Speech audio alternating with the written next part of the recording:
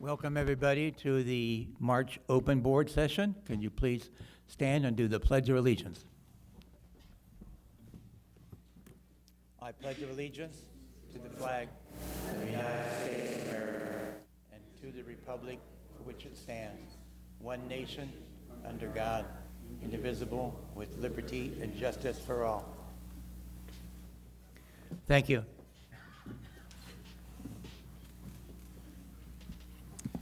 Executive General Manager report.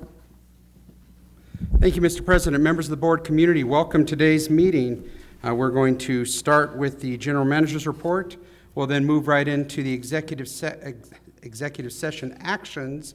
And then, Jason, I think you have an update too as well that you'll be giving.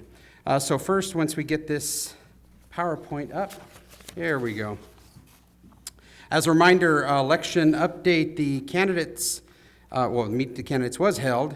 I've got to update that. But the ballots were mailed March 8th. Remember, Election Day is April 10th here in the ballroom, 9 a.m.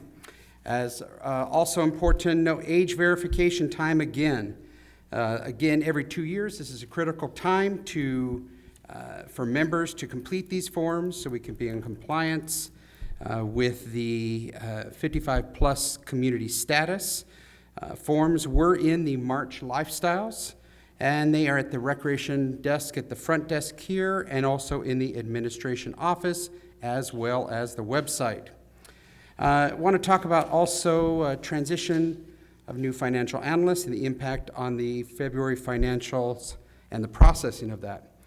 During the month of February, Kelly Lamb, who had been the financial analyst for 18 years at Sun Lakes, resigned from her position with limited notice. Unfortunately, the limited time did not allow for sufficient recruitment and training for a replacement. Now, Monica Raggins, who had been working with the administration customer service team, asked for an opportunity to transfer to the financial analyst position.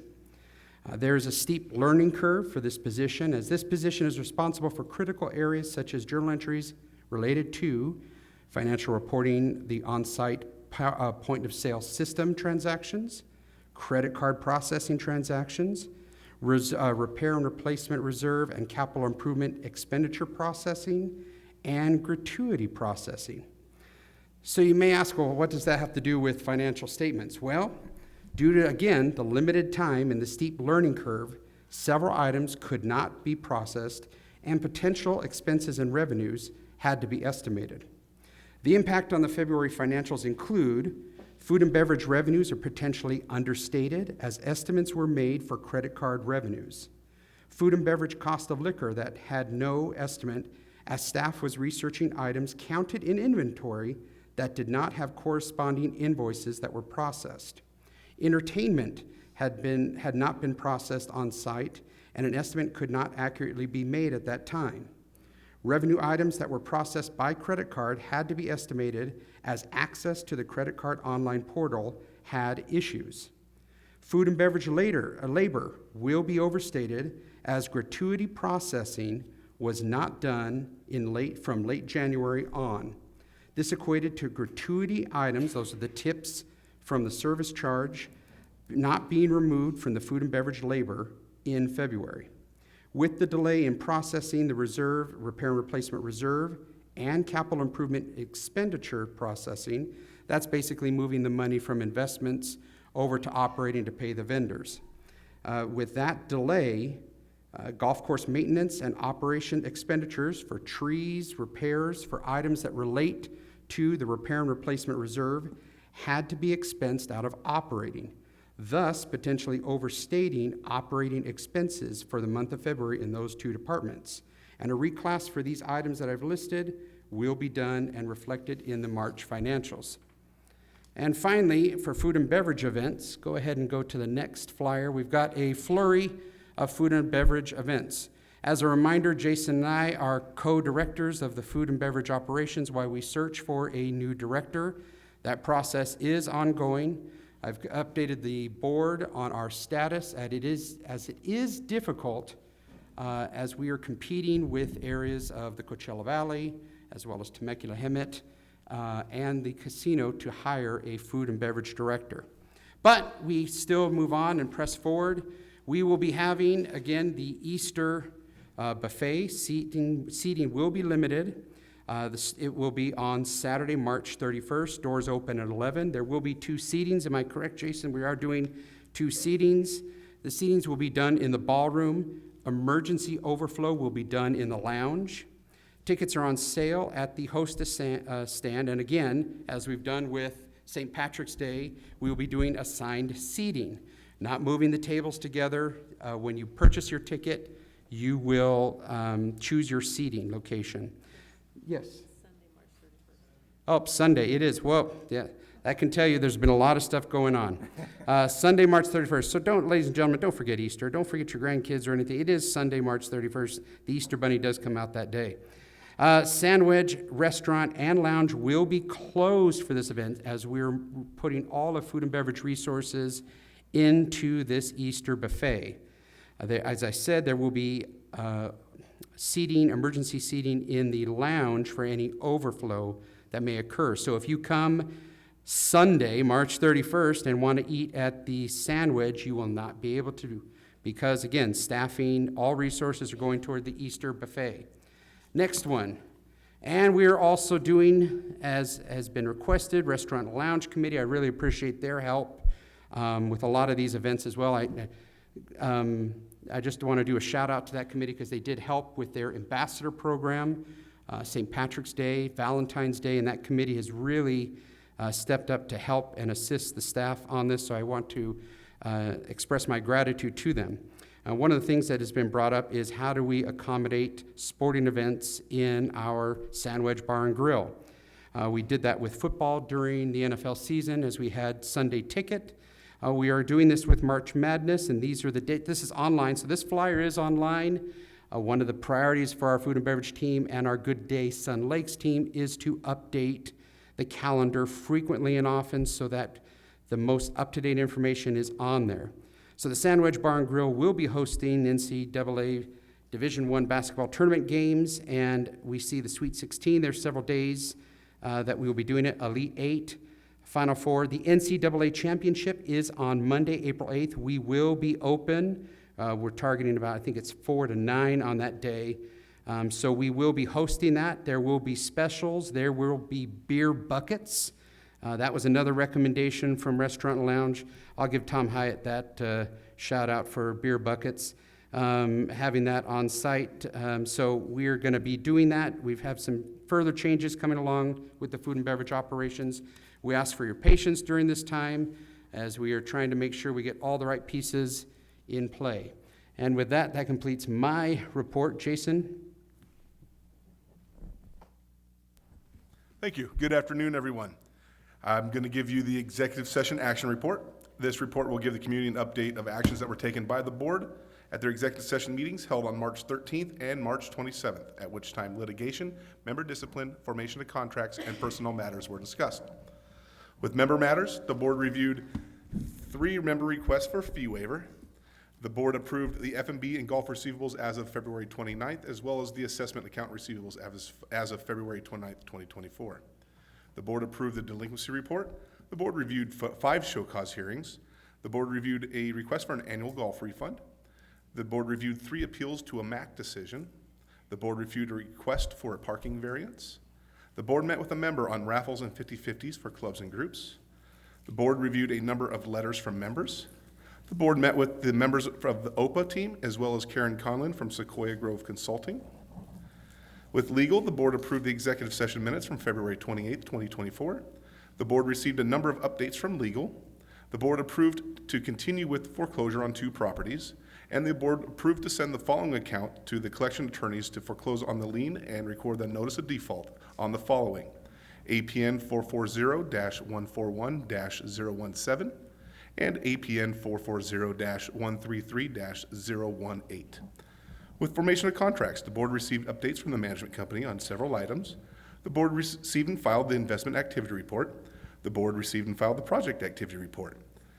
The board met with the 2023 auditors, Fitzgerald & Associates. The board discussed investments. The board reviewed options for cameras and other security features at the RV lot. The board approved to move forward with the replacement of the south clubhouse door facing the tennis courts with an automatic sliding door. The board approved to repair the rotted out cast iron pipes in the locker rooms by the main clubhouse pool. The board reviewed and approved the February and March narrative and analytical report from Securitas, and these will be put online. The board approved the use of a new vendor, and the board met and received updates from Jorge Perez from Bing Designs and architect Paul Collins regarding the lounge expansion. And that completes the executive session action report. I do, however, have one other report I would like to speak upon, if you don't mind. I believe that this will make a lot of people in Sun Lakes very happy. Over the past 2 years, well, back up about 2016 or so, 17, we were confronted by 2 ABC agents from the alcohol, armed agents, who stopped us from doing 50-50 in raffles within our clubs and groups here at Sun Lakes. Now, that took a big hit to a lot of the clubs and groups. One, that's how you guys raise money for all your events that you do. Well, the board, the current board, along with a resident, said, you know what, let's see if there's something to do. So this resident took it and ran. John Trakler has been at this for 2 years, not only talking with local people, but talking with Senator Bowe and her staff, as well as the Department of Justice, the Lottery Commission, as well as the ABC Council in Palm Desert. So after years of talking with people and getting nowhere, finally over the past 3 or 4 months, we've been starting to make some headway, and I'm proud to announce that it came down, and after meeting, John met with the ABC, they said, well, send us a letter. We did, and they said they will put it in our file, and pretty much not given the written authorization, but said, go ahead. So with that, thank you, board. Thank you, John. The board has approved the clubs and groups to start their 50-50s and raffles starting April 1st. So I'd like to bring John Trakler up to give you just a couple minutes of what kind of we can do and what we can't do. John, if you don't mind.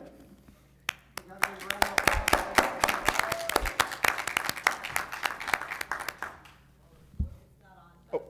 Turn it on. Should be on.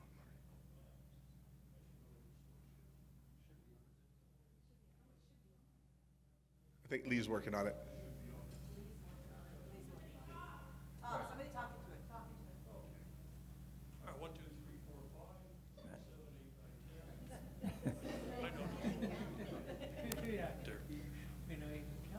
5. Well, that's set up for the member comments. 6, 7, 8, 9, 10. John, why don't you come over here? All right, fine.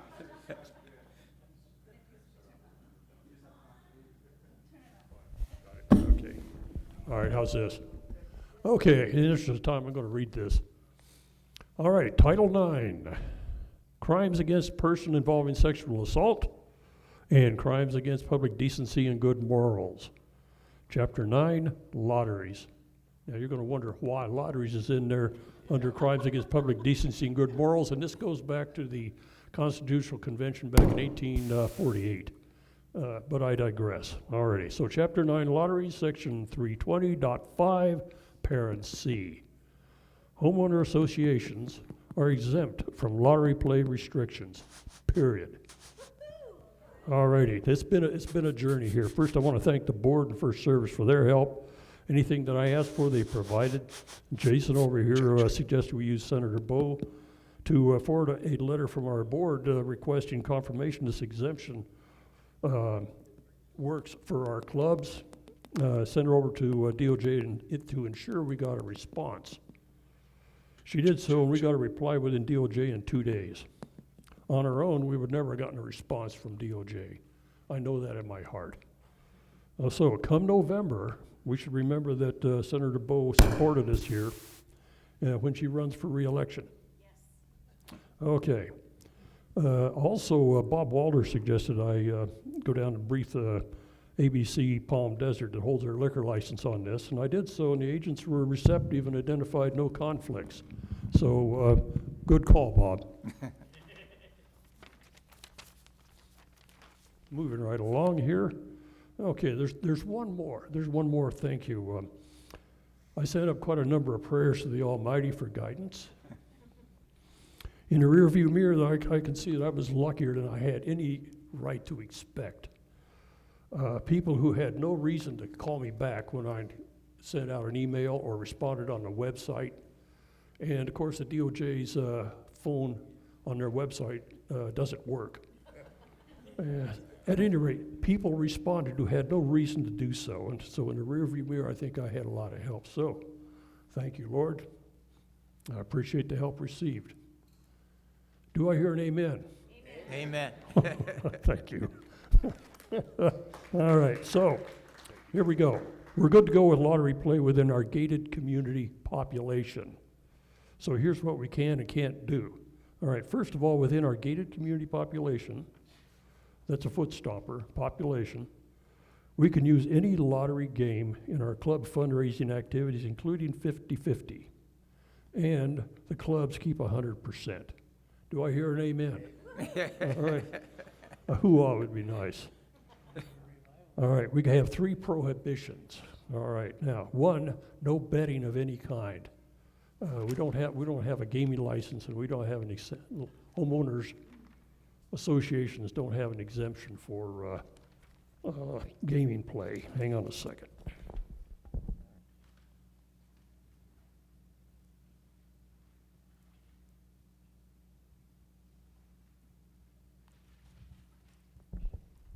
Nobody cooperates.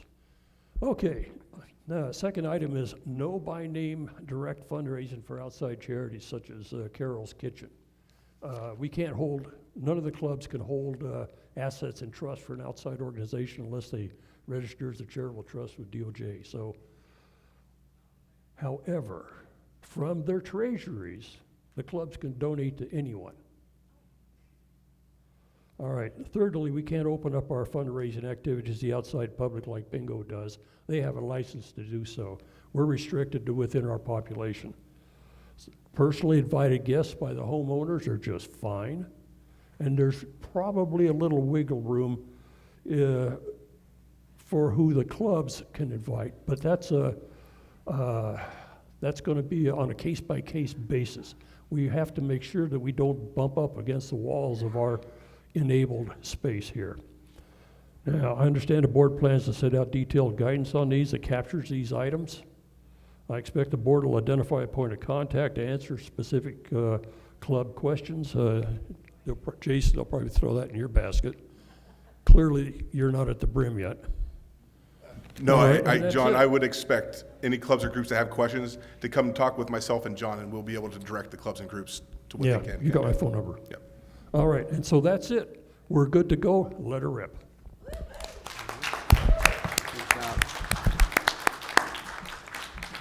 Well, on behalf of all of our clubs and groups here, the board would like to thank John for his persistence and hard work in getting this accomplished. Thank you very much, John.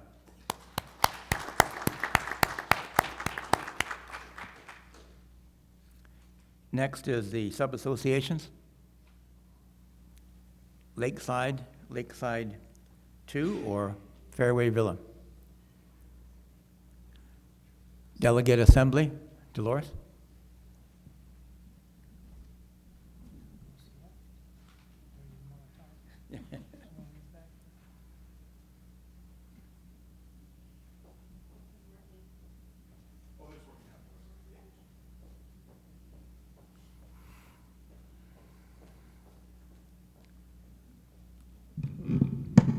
Good afternoon, everyone. Thank you, board. Thank you, administration, and thank you, members out there, for being here. Thank you for those that are watching on Channel 97. Dolores Doherty, I represent the Delegate Assembly and District 4 here at Sun Lakes. I am going to reiterate on a comment that Chris made, that we have an election coming up. A very important election. We have several districts that have quite a few ballots that need to be received so that they meet their quorum. And it's very important that we meet our quorum so that the delegate doesn't have the opportunity to choose for you. I mailed out, I actually delivered reminders to all of my residents, and I sent out emails to those districts that were in the double digits of missing ballots. So I hope the alternates and the delegates out here send out flyers or emails to your residents to make sure that they get their votes in. Thank you. Thank you very much. Pass action?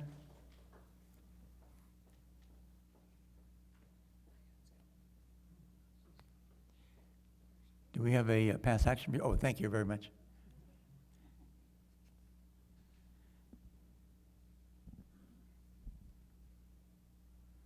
Hello, I'm Diane Burley. I am on the board of Pass Action Group, as many of you know. And I have a report on the court hearing on March 13th. On March 13th, the petition for writ of mandate was heard by Judge Hobb in, can you hear me? Okay. Okay. Better? Good. At the Riverside County Superior Court, and the court heard the parties argue. It was a 2-hour hearing. It's one of the longest hearings I've ever heard in my career of 43 years. And to our surprise, on Friday the 15th, the court issued a decision. And the court decided two things. The court decided that it granted our petition for writ of mandate, and I'll explain what that does in a minute, as to the claim we made that a member of the City Council, Mary Hamlin, was biased. And the effect of that part of the court's decision is that the case, the writ will issue, that's the legal term, the case will go back to the Banning City Council, and the council will reconsider the project and vote anew. So that's what happens. That's the first part. The second part of the petition, we did not prevail, and the court found that the developer and the city had complied with the requirements of the California Environmental Quality Act. And for those of you who don't know, the CEQA, in order to win a CEQA case in the Superior Court, you have to petition after the public agency makes its decision. In order to prevail on a CEQA claim, you have to show that there was no substantial evidence to support the city's decision to approve the project. And that is a really, really high standard to meet, and we knew that going in, but we felt that we needed to do everything we could to challenge this project. So what happens now is that our attorneys will take the order of the court, and it will be converted into a judgment and an actual writ, which is an actual document that will then command the city council to reconsider the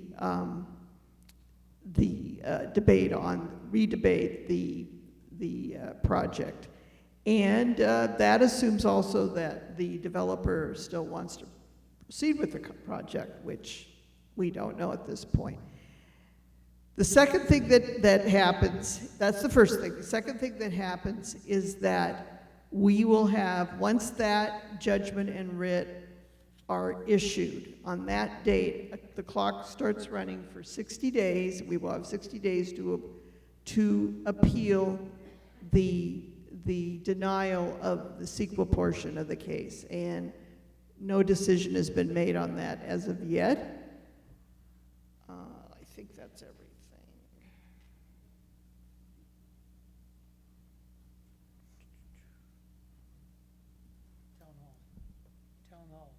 What? Oh, the town hall. Thank you. That wasn't in my notes. We have a town hall coming up on April 7th at 4 o'clock here in the main ballroom, in which we will discuss all of this again and the future of Banning Point. Perhaps we'll have some other information by then. And we also will, although it's not on behalf of PAG, we will be discussing the next steps with regard to Sunset Crossroads. A couple of our members, me and one other person on our board, Jim Corrigan, prepared a letter commenting, basically protesting the draft environmental impact report, and we submitted it in a timely manner, and there's a lot of individual residents and other people, including the Sierra Club, who also submitted letters. And I think that's everything. Thank you. Thank you very much, Diane. Next is the City of Banning. Not present. The OPA project.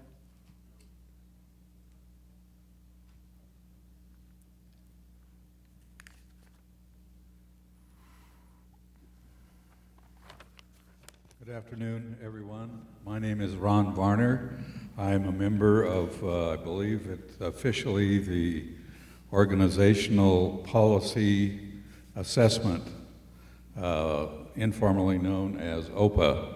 So I'm a member of the OPA Task Force. The OPA Task Force was appointed by the board some time ago to assist Sequoia Grove Consulting in the initiative, which has been discussed before, but moving the board to a governance policy basis of operating versus the current management. And just to comment on that, the difference between management and governance is policy and procedure, but primarily policy and procedure that pertains to the mission statement for the organization. So we have a formal mission statement that has been redelineated by the board, and so we're in the process through the OPA initiative of looking at all the needed policies and procedures that are needed by the board, needed by First Service, and a combination by the board and First Service. In our review of and charge to assist Sequoia Grove Consulting, we embarked upon a very lengthy and time-consuming process of meeting with just about everybody here in Sun Lakes, starting with the board and the individuals on the board, First Service, Jason, Chris, Tammy, and how do we do it around here? And do we have policy and procedure for doing this? And we found there were just very few policies and procedures for Sun Lakes Country Club. There are quite a few for First Service. Some of those are First Service oriented, some are Sun Lakes oriented. But through meeting with committees and just about everybody we could think of to meet with, we recorded how we do it around here. That's my terminology, by the way. And secondly, how we should be doing it around here. And so we've put all that together. It's been forwarded to Sequoia Grove Consulting, and Sequoia Grove has come back with an initial draft of a policy and procedure manual for the board of directors. So that's where we are, and it's basically, we think, the task force does, that we've completed our work. There was a meeting earlier this month, Zoom meeting with Sequoia Grove Consulting, the board, First Service, and the OPA task force on it to review the initial draft. There were lots of questions and issues that were brought up. Those are being reviewed by Sequoia Grove, and they will be responding back with a, don't know if it'll be a final draft, but it'll be close to it. The board has decided to, let me back up, the project was a 4-phase project. So the information gathering phase, which was phase 2, is completed.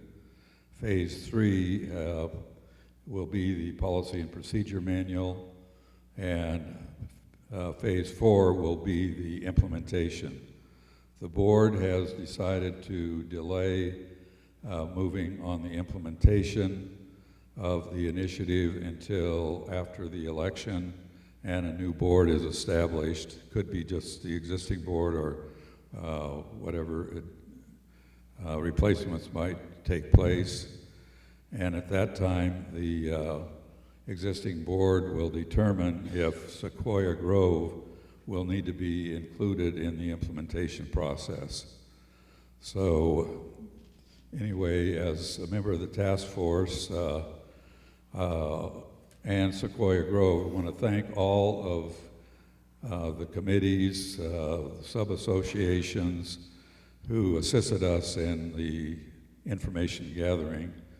And I personally want to thank everyone on the committee. Those of you who don't know, I see some of them are here. Raylene, you're here, right? Where's Raylene? Okay, Raylene was on the task force. Shannon, are you here? Okay. Okay, she's always got more things going on. And I see Cal Martin, and I see Bob Hicks, who was our kind of official leader who did an unbelievable job of trying to coordinate the fact gathering, how to assimilate the information and make it understandable, and dealing with Sequoia Grove Consulting. So thank you, team members, and it's been a pleasure working with you. So I'll just go over a couple of things that are going to happen. I think I got all the major things here. Yes, yeah. So I kind of coined a phrase called management disconnect. It's when I got involved in the financial affairs here at Sun Lakes. And the disconnect was between responsibility and accountability. So if you look at the way we operate, we have the board who should be governing, establishing policy and procedure, and our management company should be managing. If you look at the contract with management, you look at what we've been doing since, I think it was sometime back in 2008, when the developers turned the association over to us. We've just been operating as we did then, so it's pretty much of an ad hoc for non-routine issues, and that means you can take any path, and consistency and accountability. Again, there's a big gap. So this initiative is going to greatly improve the efficiency of the association. It's going to allow management to manage more efficiently. It's going to, I hate to use this word, but transparency is always coming up. It'll provide more transparency, and of major importance for all of the stakeholders here at Sun Lakes Country Club. If you want to know how to get something done or you need information, there'll be a process, a policy, or a procedure, or a way to obtain that without us having to go to court. So anyway, that concludes my report, so thank you. Thank you very much, Ron. Next is Bingo Advisory. Mr. President, I have a report from Bingo. The Bingo Advisory Committee would like to thank our Sun Lakes residents for their support of Tuesday night bingo here in the clubhouse ballroom. Our mission is to entertain our guests and to support local charities. And so far this year, all have been very successful. Thanks again for your support. Thank you. Common area? Doug?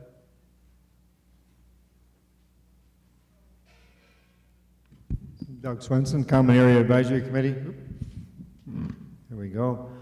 Two quick things. One was, as you know, we've had a lot of rain this winter, and therefore everybody thinks it's nice and green, and everything is going to be smooth and silk, like silk, but it's not necessarily going to be that way because it dries out in the summertime. So already. Artistic Maintenance is making arrangements to clear the slope of all the debris that's up there so that we can minimize the ability to have fires up there.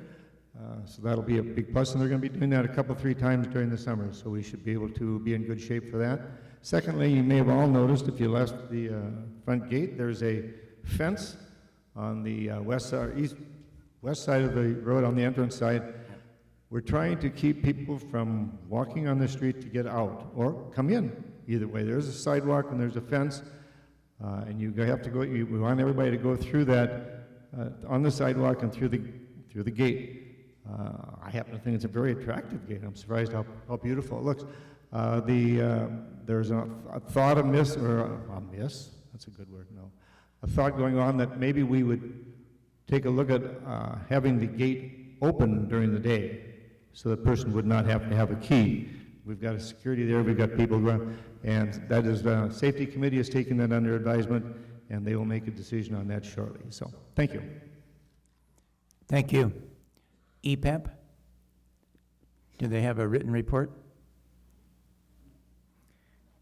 I did not receive one. Next is the Finance Advisory Committee.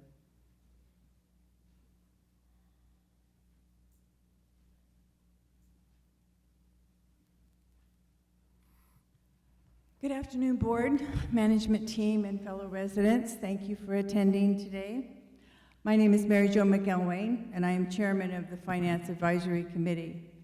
In our meeting on March 20th, last Wednesday, we discussed the following items. The lounge expansion is a big item. A recommendation for contractors has been forwarded to the board by the procurement committee, and as stated in their handbook, the procurement handbook, the contract should also be reviewed by the Finance Advisory Committee to determine the impact on the reserve, capital, and operating funds. The Finance Committee is requesting the contract with its details and the business plan to review the finances for the board. In our February financials, Food and Beverage Department year-to-date had a loss of $191,000, which is almost half of the annual budget for the year. It's been suggested again that a comprehensive study be done, which can identify specifically the issues facing this department. This was actually completed in January of 2023 when the board established an ad hoc committee to perform an in-depth review. In past months, the FAC, the Finance Committee, has asked that the board revisit the results of this committee and if any corrective follow-through has been made. Again, on the financials, the operating cash February was $70,000. Significant items were cleared. There were 3 payrolls that were paid, and the remaining payroll for February 23rd is now listed as an accounts payable item, not an accrued item. There are also several accounts on the February financials, as Chris Mitchell has stated, that we will alert the board to on a separate memo, and as he mentioned, there are revenue estimates, other revenue accounts, reclassification of expenses, and transfer of funds from reserves. The Finance Committee also presented the board with a revised investment policy on February 27th, and we're waiting for further discussion or approval of the amended policy. Again, I'd like to address the liquidity ratio. Let me review. This term was originally introduced by the General Manager's report of July 23, and quoting from the report, it is a ratio that measures a corporation's ability to pay short-term obligations. A good current ratio of 1.5 to 3 is ideal, end quote. Our ratio ending in December 2023 was 0.79, which was not ideal. And our auditor has made remarks concerning our liquidity and our restaurant losses. We are always looking for members to join our committee. Most HOAs our size have 9 to 13 members in order to fully review the finances of the community. I can't hear you. Remember, we are a $15 million operation, and if you have a financial background, we need you. Join us at our next meeting, which is on April 17th at 2 p.m. in the multipurpose room. Thank you. Thank you very much. Apparently, we do have the EPAP report, and we're going to go ahead and have that. Sorry, Mike. Mike, give me 35 seconds. We had a partial power outage in District 9 and 10 on Wednesday, March 20th. I was notified by the main gate at approximately 2:15. We opened the Emergency Operations Center at 3 p.m. with Dick Heitman on the radio, Candace Jenkins, and Janice Rice. We received radio contact from 2 persons. The Banning Utility Company was on site repairing the problem. We closed the EOC at 6 p.m. On April 22nd and 29th, we will be offering a Listos class in the restaurant. The class is an 8-hour class. We have divided it into 2 4-hour classes for your convenience. It will be taught by the Riverside County Emergency Management Department. The class covers identifying hazards and risks, communication plan, family reunification plans, utility shutoff, fire extinguishers, emergency supplies, first aid, home organization, and emotional support. There are flyers in the main clubhouse and information on EPAP's new Facebook group. You will need to register for this class. The information is on the flyer. EPAP has a new Facebook group. We can be found at EPAP Sun Lakes. We will post preparedness information and upcoming events. In a disaster, if we have power, we will post updates to that site. If you have any questions, please contact EPAP at 951-524-3126. Thank you very much. Mike, you're up. Golf Advisory. Just a reminder for everybody that it's a 3-minute and that Jason, and I'm buzzing, thank you, Chris. Jason has signs, so you need to look up periodically and look at Jason so you can stay within your 3 minutes. Good afternoon. I'm Mike Callahan, Chairman of the Golf Advisory Committee. One of the priorities of the GAC is to advise the Master Board regarding golf course safety risks and any possible liability to the HOA. The main reoccurring safety issues fall into 2 categories: dangers posed by overgrown mature trees and slip and fall risk due to buckled cart paths. Many of the mature trees that come to our attention line the perimeter of the golf courses and require maintenance to minimize safety issues and protect residents' homes. With the winds experienced in this area, it is important to properly trim trees to remove the bulk so they don't become top-heavy. This risk is magnified when the soil is saturated. The approval last year of a licensed arborist by our current board, skilled in maintaining mature trees like we have at Sun Lakes, has provided a real difference in the quality of trimming that we're seeing out on the trees. This month, the GAC sent a recommendation to the board to approve scheduled funding from the reserves for the repair, replacement of damaged and buckled cart paths. Through monthly course inspections, cart path sections most in need of repair or replacement were identified. After consulting with Mark Birchfield and Randy Robbins, the cart path sections showing the most severe damage and risk of trip and fall were prioritized. This prioritized list was provided by the GAC to guide work within the budgeted reserves. Thank you. Library Committee, Peter?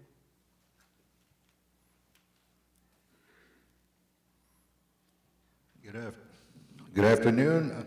On behalf of the Library Committee, just a couple of things. One, we are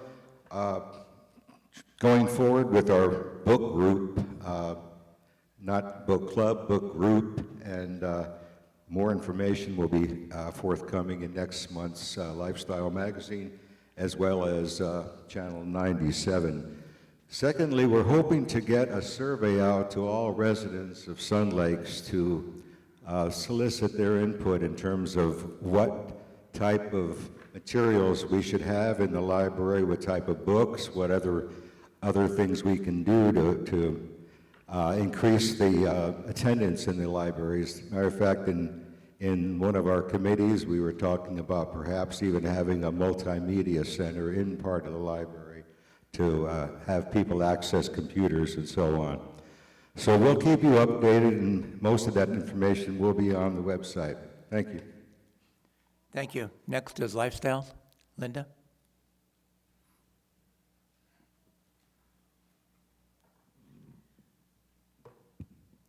Before I give my report, I just want to tell you that I came just now from interviewing Sid Herman, who is a founder, just turned 100 years on the 24th of this month. And he amused me no end with stories about Sun Lakes. And he was a District 2 delegate when there were three districts. And then he became the first elected Master Board member. And he sends his regards to Tammy, who wasn't even married. Okay, I'm Linda Vieira of the Lifestyles Advisory Committee, and I picked this magazine to bring because I think this is one of the most gorgeous pictures. This one was from February, isn't that gorgeous? And this is our wonderful Lifestyles magazine. This slick little magazine is the resource most Sun Lakers use to plan the events of their days, weeks, and even months. It tells you what's going on in our advisory committees, clubs and groups, what's happening in the lounge and restaurant, recreation department, golf course, delegate assembly, and master board. It gives you contact information for almost everything going on, available in or coming up in Sun Lakes. It's what most of us turn to in order to find out what's going on in our community, including articles from the master board, delegate assembly, First Service, the restaurant, the golf pro, and all advisory committees. Clubs and groups send their articles and photos to Sun Lakes News at yahoo.com by the 6th of each month. The Lifestyles Advisory Committee meets on the 7th of each month, unless that date falls on a weekend or holiday, to review and edit the articles submitted for each month's issue of the magazine. To keep updated about events coming up in our community, we meet with our Master Board liaison, Lori Hazelton, Assistant General Manager Jason Ewalls, and Linda Vang of the Recreation Department. We publish want ads and for sale items from residents at no cost and hide a monthly joke for readers to find.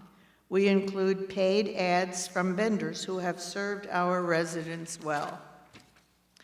We also publish Friends We Will Miss, a special Did You Know section, and messages of gratitude from residents. Responses to our Get the Joke contest are put in a hat, and a winner is randomly drawn, earning a restaurant gift card as a prize. Photographs taken by residents of areas within Sun Lakes are used on the magazine cover. If you're good at editing and proofreading and are interested in joining us, please fill out a volunteer application form that you can get in the main clubhouse lobby. Thank you. Thank you very much. Next is marketing.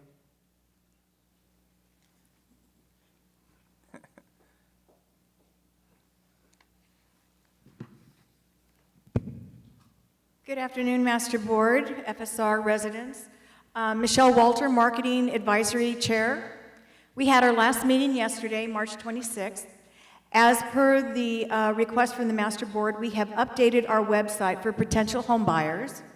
Hernan has also made it easy for existing homeowners to log into the website and see the new homes and listings available here in Sun Lakes. Our virtual brochure is about ready to be put on the website. We just need to get signed release forms for the pictures that we are using, which include our own residents here. We are excited that our coupon book for our new homeowners is completed, and we can include it in our next welcome home, which will be on April 25th at 5 o'clock in the main ballroom. We have submitted logos for the Master Board's review and are anxiously awaiting the decision on which one to use. Just to let you know also, anybody that wants to submit a picture so that we can put it on the website, we do need a release form, but you can send a picture and send it to Good Days Sun Lakes, and they'll get it and we'll put it on the website for you. The following are the stats on the homes for sale in Sun Lakes from March 1st through the 26th. Active or coming soon are 35 homes, 7 condos. Home prices from $289 to $649. Condo prices from $295 to $365. In escrow as of March 26, 16 homes and 2 condos. Condo prices from $279 to $308. Home prices from $325 to $510. Closed escrows as of March 26, 10 homes. Prices from $355 to $565. Average price $403,780. One condo sold at $383. We are getting our new homeowner survey cards. For February, we received 10. Out of those 10, 6 residents are still working. 2 were interested in golf. 7 said it was important to have a restaurant on site. For March, we have received 13. 6 residents still working. 3 were interested in golf. And 12 said it was important to have a restaurant on site. Our next meeting is April 9th at 2:30 in Administration Conference Room. Thank you. Thank you. Master Architectural Committee?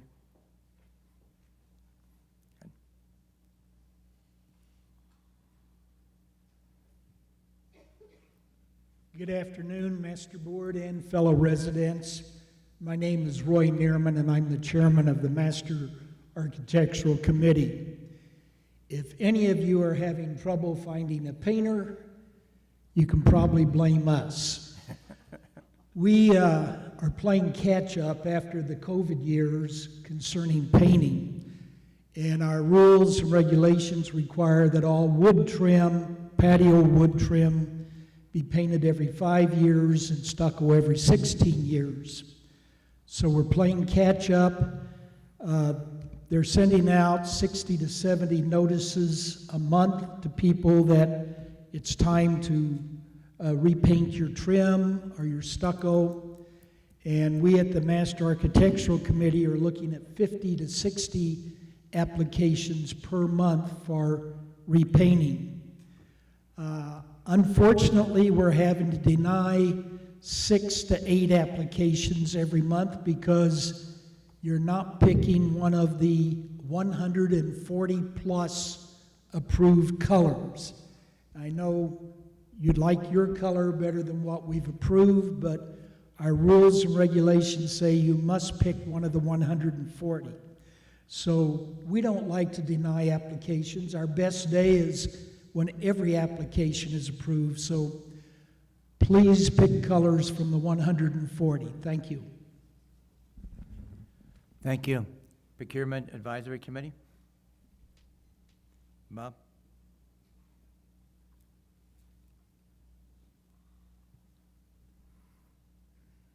Good afternoon. Good afternoon, members of the board, fellow SLCC members, and FSR. My name is Bob Hicks, and I've been serving as the chair of the Procurement Advisory Committee. Our last meeting was on March the 18th of this month. We basically completed the review of the proposals for the lounge expansion and submitted a formal report which indicated the proposal review and recommendation report as prescribed in our handbook to the board and FSR on February the 23rd. There were a number of items that we identified that the board and FSR may want to consider obtaining clarification on, before making a final decision, but that was a month ago. During our meeting, we also received an updated projects and initiatives list from FSR.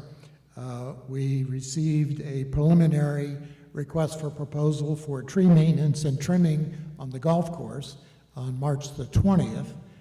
We anticipate completing the review and recommendation report by tomorrow so that the RFP can be modified as the board and FSR see fit, and the anticipation of sending the RFP out to qualified vendors by April the 5th. We've been advised that the procurement process for the janitorial agreement, originally planned for the first quarter of this year, has been delayed due to unanticipated heavier than normal demands on the FSR executive and operational staffs who would otherwise be involved in producing the RFPs. While the board seeks to make improvements in the service level with the janitorial contract, basically there are no major complaints with the current company, so it's not an earth-shattering thing that it's being delayed. Finally, the PAC was also asked by the board to review the existing Sun Lakes investment policy and comment on a service called Treasury Direct. When we reviewed the investment policy, we found it to be severely lacking, and we commented accordingly, and the net result was we decided to rewrite an investment policy and submit that for subsequent consideration. We're anticipating a very heavy workload once the election season's behind us. We currently have a vacancy. If anyone here is interested in the challenge, you can contact us via the website, phone numbers, and the other thing you might want to consider is going to the website, reviewing the PAC handbook, if you really want to understand what we are involved in. We meet on the third Monday of each month in the administration conference room at 9 o'clock. Thank you very much. Thank you. Next is Recreation. Mr. President, I have a report for Recreation. All right, just a couple things to go over. We're covering April and May in the Recreation Department. April 18th, remember we have the health fair right here in this ballroom. It'd be from 11 a.m. to 2 p.m. Great way to come and check out a lot of health and wellness vendors. There will be blood pressure, bone screening, bunch of different services. So come check that out. It's free to you as homeowners. Just come and stop in here April 18th, 11 a.m. to 2 p.m. April 20th, we have comedy night. We still do have some tickets left, so please come and please come and buy your ticket to get your seat. We are limited to 210. We are not going full tables because I don't want anybody's back to be to the stage. So we're only going 6 seats at a table, so that way it forms a U facing the stage. So again, make sure you get your seat because we are limited. Evenings on the veranda are becoming back. They'll come back from May through September. It'll be Renee Rochinaro. She's been doing it for us for many years now. She'll be out on the first Wednesday of each month from 5 to 8. So make sure you come and check that out. Come in for happy hour, stay for the music. May 4th, 11th, and 18th. Remember, those are your annual spring garage sales. They start at 8 a.m. and end at 1 p.m. Please check out the flyers on the website as well as at the front desk here at the main clubhouse to check which district or which date your district is participating in. May 24th, we have community shredding. It'll be right out here, right outside the ballroom here in the parking lot, just like we have been for the past 8 years or so.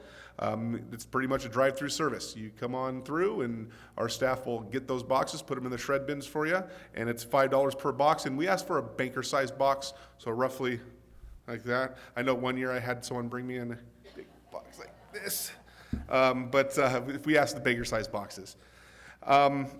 Moving on, end of May, May 31st, we have a Leonard Skinner tribute band. So make sure you come and get those tickets. Those tickets will be going on sale soon, and I expect to be sold out pretty quickly. I believe the tickets will go on sale for $12 or $15 a piece. So make sure you check those out. Flyers and tickets will be on sale soon. And that completes the report for Recreation. Thank you. RV storage. RV asked me to let you know that they were dark last month, and they'll be back next month. Restaurant and lounge. Marcia. Good afternoon, everyone. I'm Marcia Midget with the Restaurant and Lounge Committee. Just talking a little bit about St. Patrick's Day. The event went very well.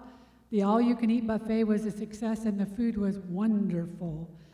Our committee members were there basically as ambassadors to assist wherever we were needed to ensure that our members were well taken care of. Thanks to Chef Chris and his team for a job well done. Easter brunch is coming up this Sunday. It'll be in the ballroom. Chef Chris again and his team are looking forward to serving a wonderful variety of delicious dishes for you and your guests. There are a few tickets left, I believe, correct? Chris? Yeah? Tickets left? Yes. And so if you... Okay, so if you haven't bought tickets yet, please do so quickly. And then the Restaurant and Lounge Committee will also be here to serve as ambassadors. March Madness will be televised in the Sandwich Bar and Grill this Friday and Saturday, and then again next weekend. The Sandwich will also be open for the Final Four on a Monday, April 8th. The doors will open at 5 p.m. The brackets will be displayed and updated as the games are played, and there will be beer and basket specials available. And weather permitting, tables and cornhole will be set up outside along with the TV for outdoor viewing and dining. And then the Vietnam Veterans Recognition will also take place this Friday, March 29th in the Sandwich Bar and Grill, starting at 11 a.m. Those same beer and basket specials will be available, so come and honor the Vietnam veterans living in our community. And our committee is looking forward to continuing to work with the board on food and beverage ideas to enhance the country club experience here for everyone in Sun Lakes. Thank you. Thank you. Safety Committee, Mike?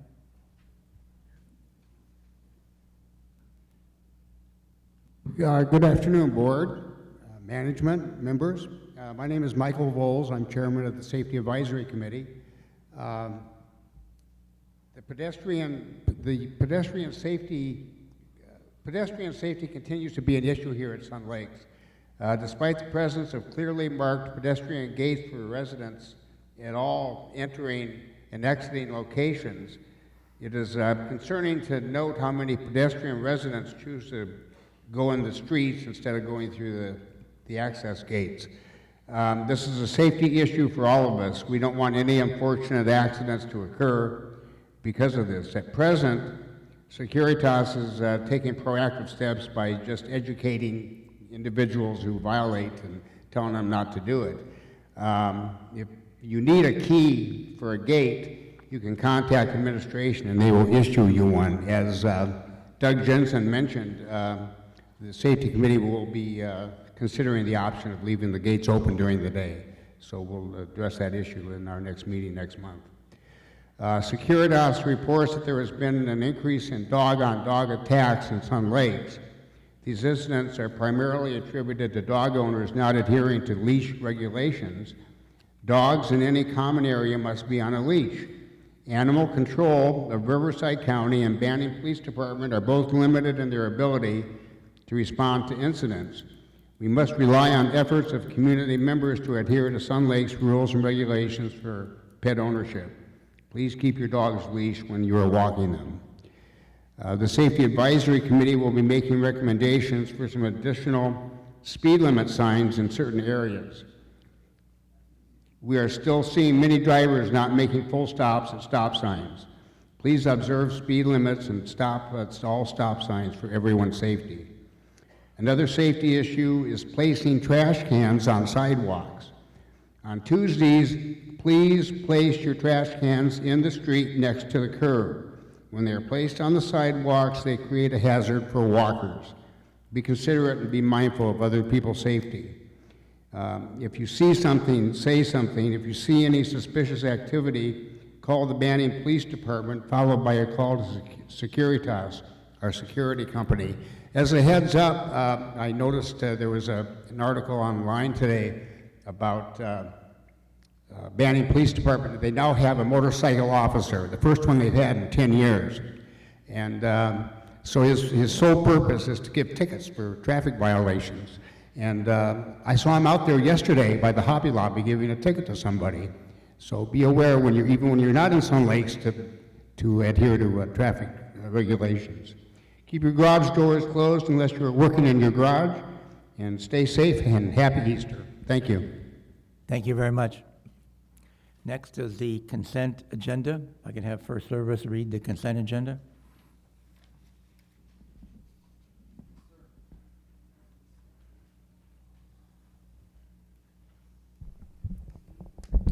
Okay, on today's consent agenda.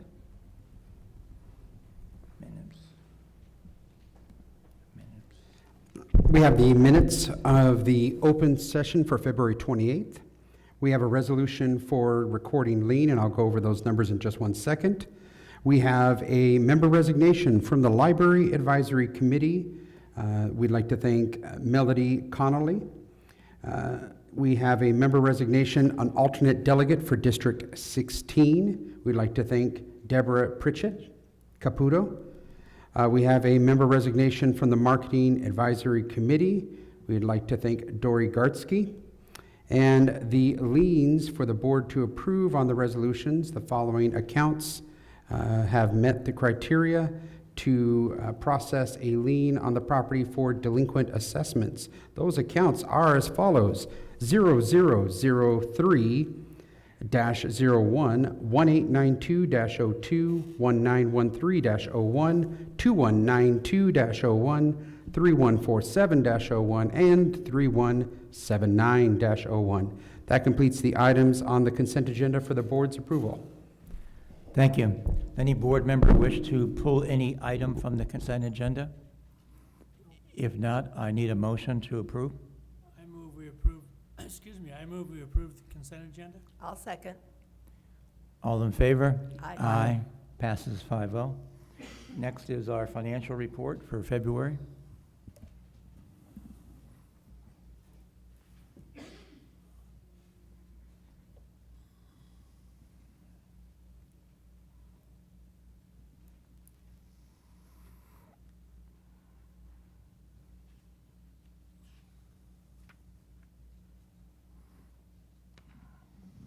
Good afternoon, everyone. I'm Gary Burkle, Sun Lake's treasurer.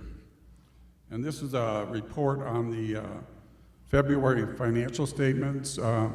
As Chris said, there was a number of issues with the financial statements connected with a financial analyst that left with not much notice. So we've looked at the financial statements and tried to identify things that need to be fixed. There's issues that kind of go both ways in terms of, you know, more income or less expenses. So those adjustments will be made with the March financial statements. I want to start by going over this statement, which is a statement that comes directly from our monthly financial statements. I think it's page 3. The only thing I've modified it a little bit is the column on the right, the budget variance column, so it makes it more clear where we stand year to date. But for February, again, on the financial statements, which possibly will change, we had a loss of $38,610. So you can see that in the column for February. I've highlighted over on the yellow at the top, other income, which includes miscellaneous income like RV storage and other income that is non-HOA dues. So for February, you can see there we had $994,293 in dues collected, and then miscellaneous income of $26,672. I believe that number will be one of the numbers that change. As you can see, it's under budget by $20,000.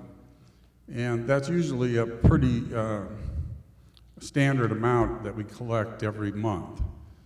The expenses that are shown there by department, starting with utilities, land maintenance, that goes through all the different departments, and you know, the total is the total of expenses for the month, $870,378. Below there is the two operating departments, golf operations and the restaurant operations. The golf operations for February came in on budget, or actually less than budget, and year to date, you can see it over on the right, the golf operations is doing better than budget by $16,563. Does this pointer work? Yes. The restaurant, on the other hand, had a loss for the month of $86,000, restaurant and lounge. The net of the restaurant and lounge was a loss of $86,195. And year to date, the total loss is $191,005. That's $103,000 over budget. Let me back up here.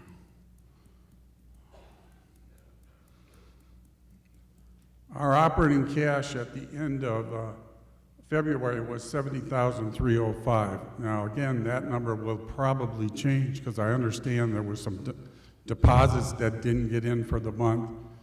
But as I've said in the past, excuse me, as I've said in the past, I believe this cash balance is unreasonably low. And all I can say from a, I guess, cash flow standpoint, there's only two ways to increase this cash, and that is to have a surplus or to raise the dues. And if you raise the dues, it will increase the surplus, or you bring expenses in on budget, and then we would end up with a surplus, which would increase the cash. Our cash is particularly low right now because we're still actually paying down bills for the end of 2023.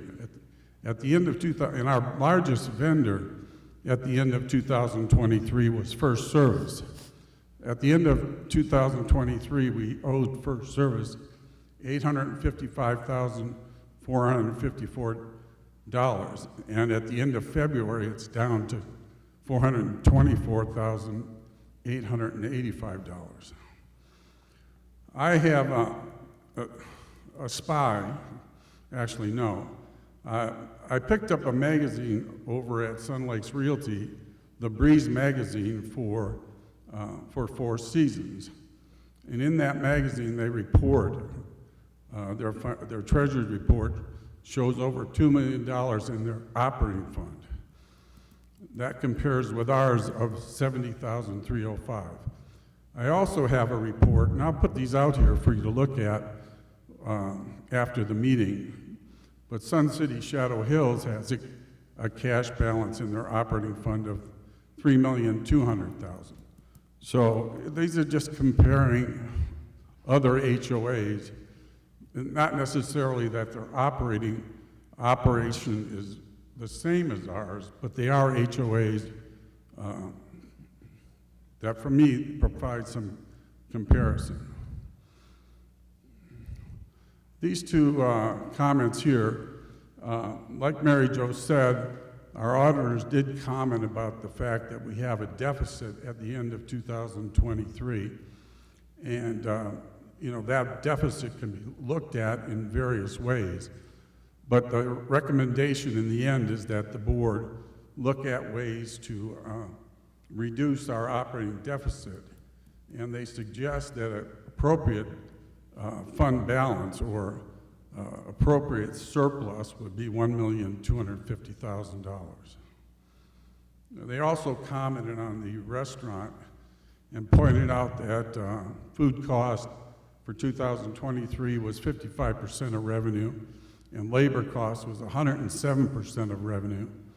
And that's above budget, because the budget amounts were 38% for food and 88% for labor. This does show that for the end of February, we actually, well, what these columns are is the blue column is the amount of cash and receivables we have. So basically cash and things that can be turned into cash fairly quickly to pay bills. So at the end of December, you can see there we had more bills than cash by about $246,000. But by the end of February, we're in a much better position because our cash flow is very seasonal.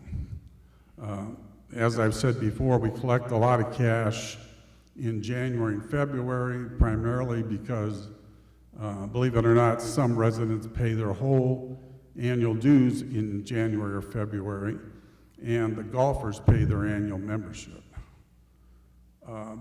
These are just changes to the repair and replacement fund. We put $220,000 a month into the repair and replacement fund, and year to date, obviously, we have $440,000 going in, investment income of $54,362, and expenditures of $510,499. That's all year to date. And at the end of February, we had $12,498,894 cash in the operating fund. in the repair and replacement fund.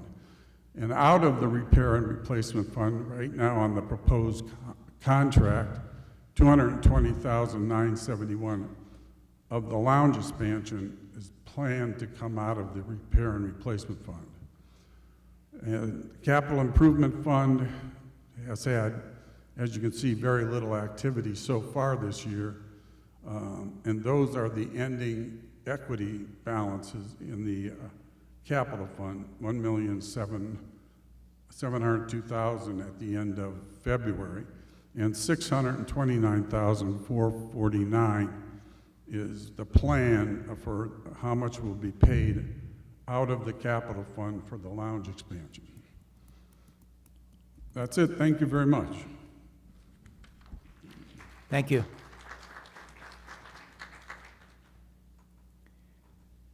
I'll need a motion to review and file the financial packet for the period ending February 29, 2024.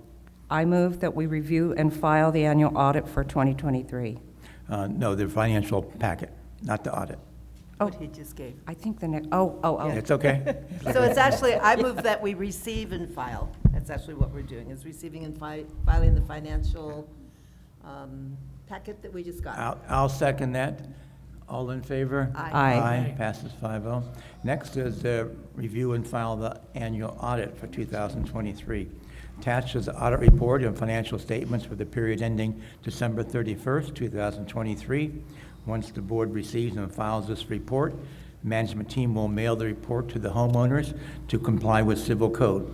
A copy of the report will be placed on the website. I need a motion on that. I'll do this again right this time. I move we review and file the annual audit for 2023. I'll second that. All in favor? Aye. Aye. Passes 5-0. Next is a club request for a name change. Social Singles wants to change their name. Management received a request from Social Singles Club to change their name.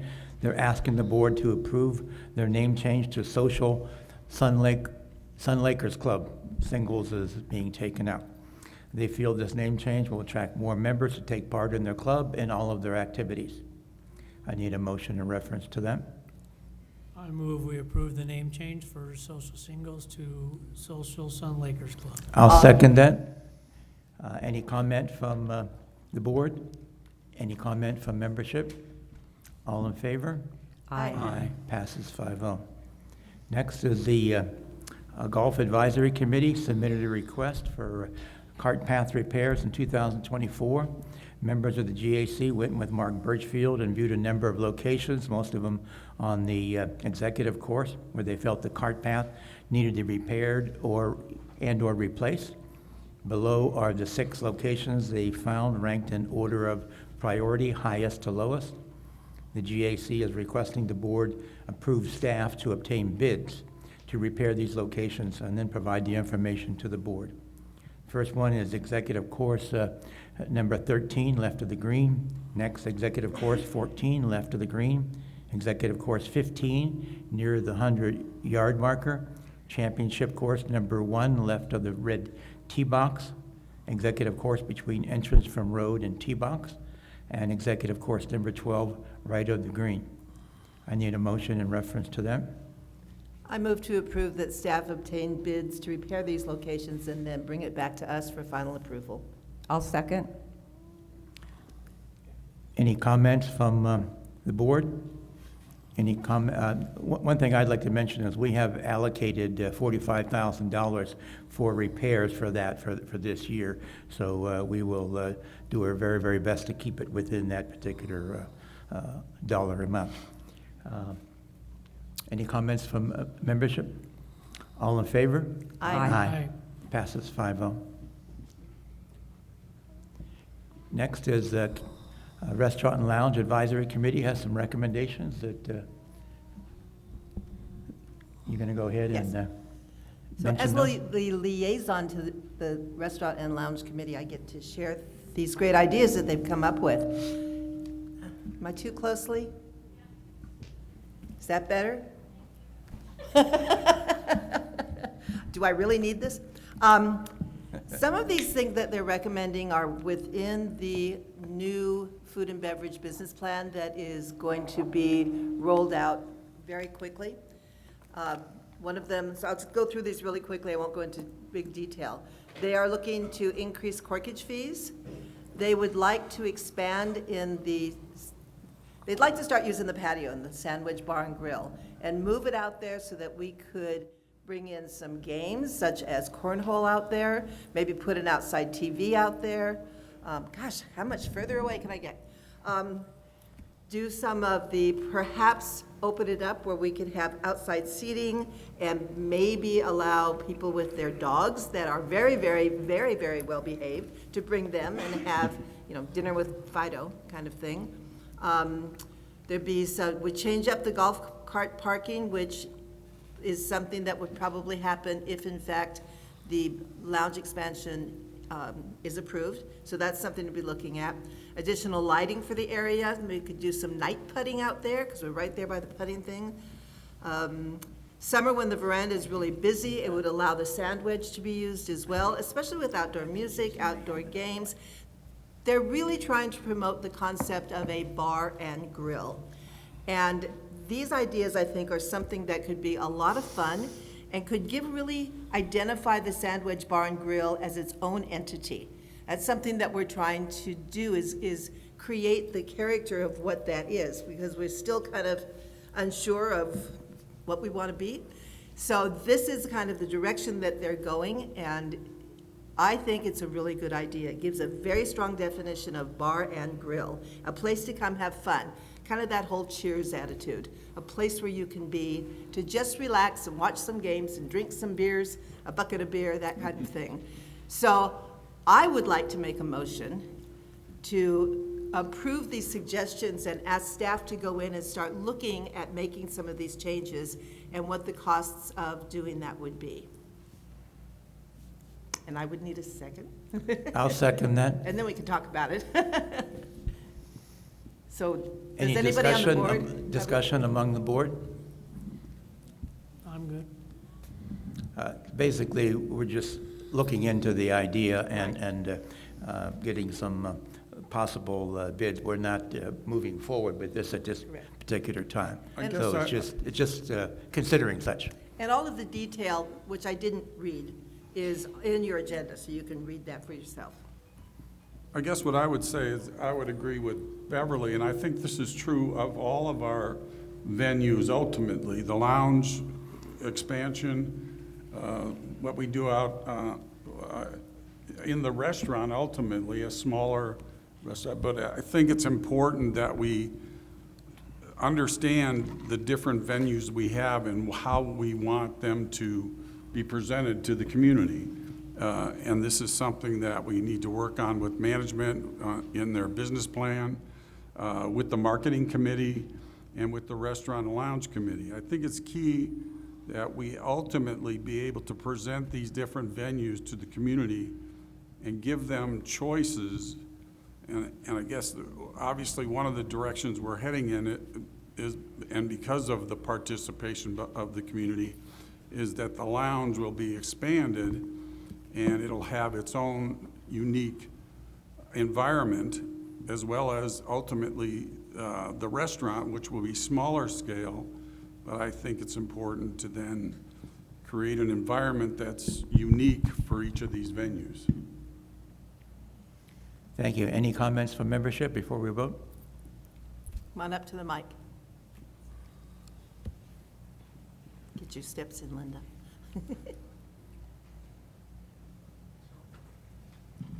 Linda Vieira, District 9.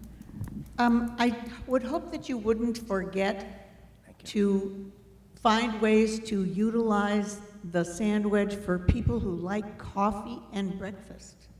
I think that is seems to be moving toward a bar and grill and entertainment, and I realize that you want to bring in younger people, but there are so many people who come there in the morning and would love to have a cup of coffee. So Friday, Saturday and Sunday, there's coffee and full-on breakfast, so come on down. What time? It's open now at 8, I believe, 8 or 7. We're still playing with times because of all that's going on, so 7 or... Presently? So we have been doing since announced at the last meeting, actually during the GM report about hours, we are doing breakfast on the weekends. Chef Chris will do some specialty items starting at 7 a.m. You can then order from 7 all the way to 3 breakfast and lunch items. Currently, it's on Saturday and Sunday. There is. Yes. Thank you. All in favor with the motion? Aye. Aye. Aye. Aye. Passes 5-0. Next is the RV Lot Committee. Board Director Simmons, Board Liaison from the RV Storage Lot Advisory Committee, received a letter with recommendations from the committee that pertain to the RV lot. Until the time comes where a community-wide surveillance system is approved, the committee would like some additional lights added, as well as removing deflectors off of a few of the existing lights. In addition, they would like some additional signage put throughout the lot. So basically what they're asking is to get some estimates for these requests. I need a motion in reference to that. And I move to approve that we ask staff to go forward with this and get some quotes on costing and what we need to do to make that happen. I'll second that. Any comments from the board? Any comments from membership? All in favor? Aye. Aye. Passes 5-0. Next is a pancake breakfast. The co-chair of this year's pancake breakfast is requesting a donation of 4 $25 gift cards to give away as door prizes, as they have done in the past couple of years. This event will take place on Friday, June 7th, 2024.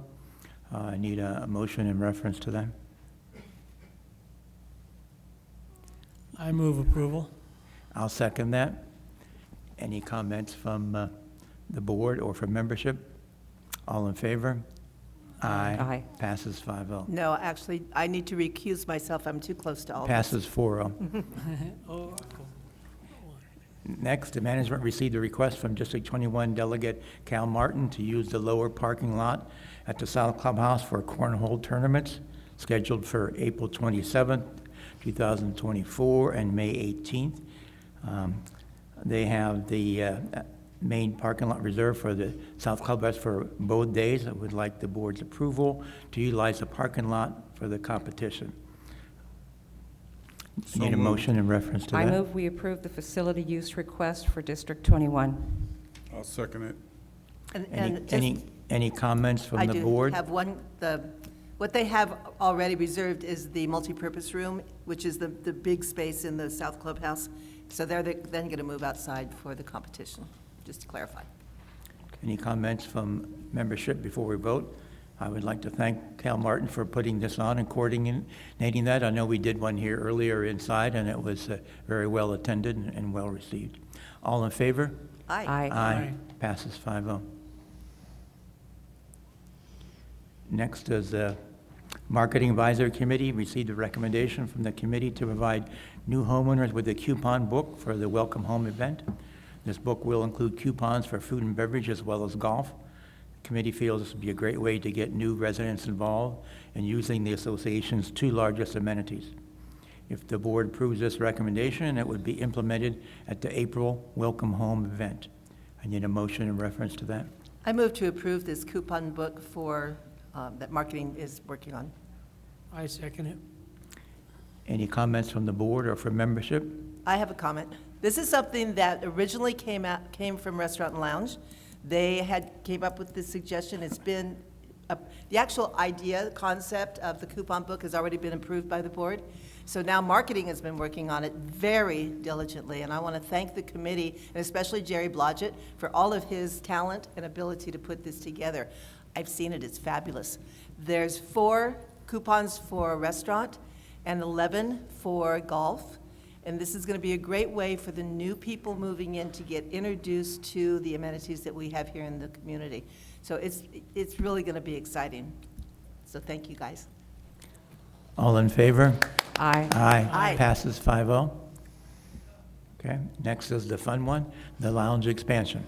Now, when we have discussion and comments, I would ask everybody to be civil and respectful of differences of opinions. The RFP has been completed for this project. It was sent to 8 different companies. 3 did not respond. 2 companies declined not to bid. 3 companies submitted their bids. 3 closed bids were opened by the board and then given to the Procurement Advisory Committee for review and recommendation. The board received the recommendation from the Procurement Advisory Committee and is now ready to approve this project. The attached document shows the total cost of the project from each of the 3 vendors. It also shows the breakdown of cost of repair and replacement or capital improvement. Additionally, the breakdown shows the cost of audio-visual furniture along with the recommended 10% contingency. If we can have the video showing what's happening on that. Chris is going to tell Sure, I didn't have time to do a video, but I did do a presentation just quickly. The videos will be coming on later. You can watch that on Channel 97. But as Bob said just before I go in, the RFP was completed. I'd really like, again, to give a shout out to the Procurement Advisory Committee for their assistance in this, not only reviewing the proposal before it went, or the RFP before it went out, and then helping to evaluate. This is the 3rd or 4th such RFP that the Procurement Advisory Committee and the First Service staff have collaborated on, so I appreciate their assistance with this. As Bob said, there were 8 different companies that we did send this out to. 2 immediately chose not to bid on it due to the location of Sun Lakes. 3 companies did submit bids, and we went with several items with Procurement Advisory Committee, reviewing those quotes. So let me go down memory lane here. Jay, let's hit number 1. So the timeline of this, yeah, we'll get that. I'll start getting ahead of you. This project has actually, since I came on board here in 2016, lounge expansion has actually been talked about since 2016, 2017, during Sandy Moyer's presidencies on the board, and it would be discussed. Well, let's think about it, and then it would be put on hold because something else. And then 2019, board started looking at the renovation of this ballroom, the restaurant, and said, don't do the lounge. At this point, we're going to focus on renovating what we have. Then the pandemic hit. World went sideways a little bit. Then coming back, 2021 board, Marcia Midget as board president, and that board started bringing this back. And in 2022, it started getting momentum. And in the so right now in the first bullet is 2022 to first quarter of 2023. It started getting momentum, evaluation of the lounge expansion, the impact on food and beverage operations. What would something like that look like? What are some of the pros and cons? Early evaluation, and the board at that time said, let's start putting things together and put numbers on it, because no one had ever, it was a great idea, but no one had ever put numbers to it. So 2023, we started down this road, getting design work done, architectural drawings. That was approved in May 2023. So we're talking this current board. June to July, evaluation of potential operating revenue and expenses were done. Whether you call it a proof of concept as the overflow from the lounge to the restaurant, the customer complaints that there's no seating, to the evaluation of what would something with additional seating, alcohol, what additional revenues could we achieve, and what additional expenses. And that was discussed actually back in November of 2023. Then August to October 2023, we developed the plan. So the final layout of what was happening with what are some of the drawings that we're doing, the footprint, the plans, what is it going to look like, and then we had our designer do some boards that showed, I guess that was pre-spray painting incident, what the boards look like of a potential lounge expansion. They finalized, the architect finalized and the drawings and obtained cost estimates. So in November 2023, cost estimates were received and we updated the community in an open session. That was a similar layout in my PowerPoint. And we discussed what that potential cost would be. It could be less than $1 million, a mixture of repair, replacement, and capital improvement funds, and we continued moving forward. So fast forward, next page, thank you. December, plans were submitted to the city. I actually physically took down a check and handed it to the planning department. Unfortunately, that was before Christmas. Christmas occurred, time off at city. I remember those days being in government, had a lot of time off during holidays. So the city really didn't get on board and start reviewing this until January. Well, at that point, we issued, again, in collaboration with the Procurement Advisory Committee, issued the request for proposal. That's the RFP. And as I said, sent it out to vendors, put it on our website, tried to solicit other vendors to bid, as much vendors to bid on this project as we could.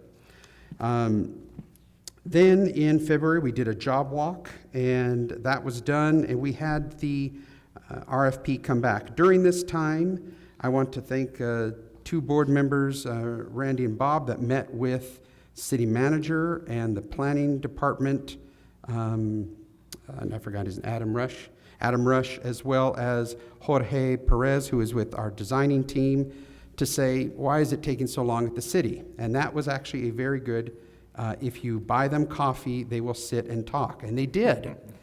And we found out immediately they were confused. I would say that in front of them because they said that. Jorge, who had done the design, actually did a great drawing of everything existing. He put bathrooms over here, here's the existing lounge, and then what's going to happen. Well, they interpreted that as we were putting in new bathrooms, we were putting in new piping, and they were thinking, oh man, this is just going to be a large overhaul project. And that meeting was very beneficial because Jorge said, I'm not changing the footprint, same thing. Your parking issues are not an issue. I'm not doing anything with plumbing, that is an existing bathroom. I'm not doing anything of that large change. That took away. And then at the end, they said, well, basically, this is a desk review because it is and this is quote, a small project in the city's eyes. And so they then were working through that. We got the city to start moving ahead. So February, March, we evaluated, took extra time. The Procurement Advisory Committee took extra time to review, ask great questions. Will they do this? Even going, I have to give, again, credit, they went and said, well, the insurance is going to expire on this vendor. Will they renew that insurance? Yes. And so that was done. So you often don't see public what's happening behind the scenes, but there is a large effort from the management team as well as some of these committees to work together to resolve and ask questions and get answers. So that, again, brings us all the way to today where the board has before them the project for construction. So there's two parts of this. We have the construction piece, which was the RFP, and we wanted to provide the community and the board what the overall budget for the project would be, not just construction, but also for the furniture, for any AV equipment, and that's called furniture, fixture, and equipment, FFE, and in a contingency, just in case there was an overage on something, you're opening a wall and you find out that it has cast iron pipes in it that have been outdated, but that's another story. It is reasonable in construction projects to have a contingency. So let's move on to the next slide.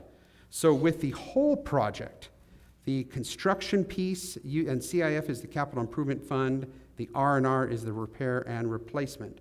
We broke down the total project would be $850,420. Of that, the construction piece for capital improvement was $430,635. Furniture, fixture, equipment, $155,750, and the contingency related to those items are $43,063.56 for a total use of capital improvement funds of $629,449.16 to be precise. Repair and replacement, that is for existing items that we're fixing. There's some things,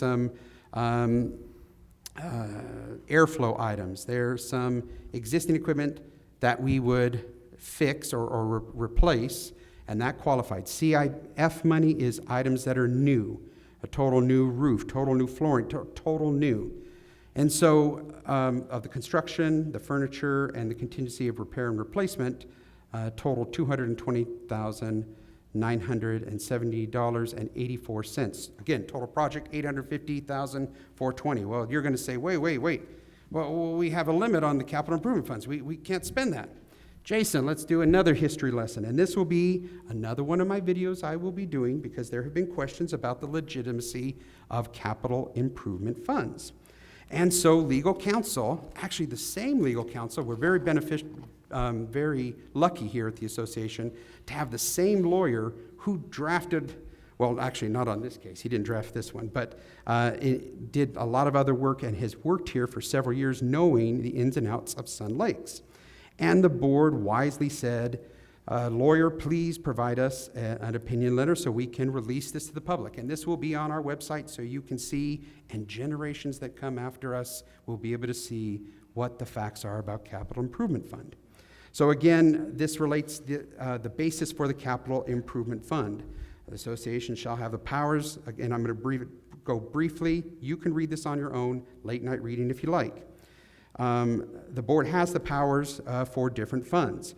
And under I, this is section 6.02I, construction on association properties, the board has the power to acquire real or personal property, operate, construct, or reconstruct improvements on or additions to the association properties, or demolish existing improvements, or to enter into ground leases covering portions of this association properties for the purpose of constructing, operating improvements, yada, yada, yada. And so it talks about here, this is one of the contentious people. Well, it's a special assessments required. Jason, next page.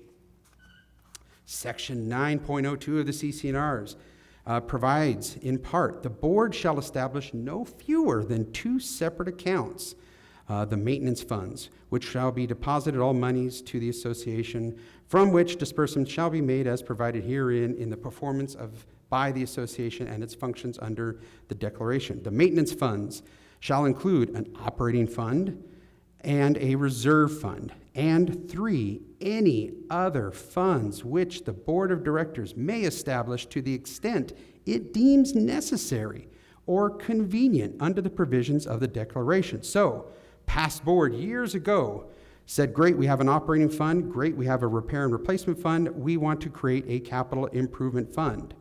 Section 9.03 of the CC&Rs provides at the last sentence therein contained, nothing herein shall limit, preclude, or impair the establishment of additional maintenance funds by the association earmarked for special purposes authorized by this declaration.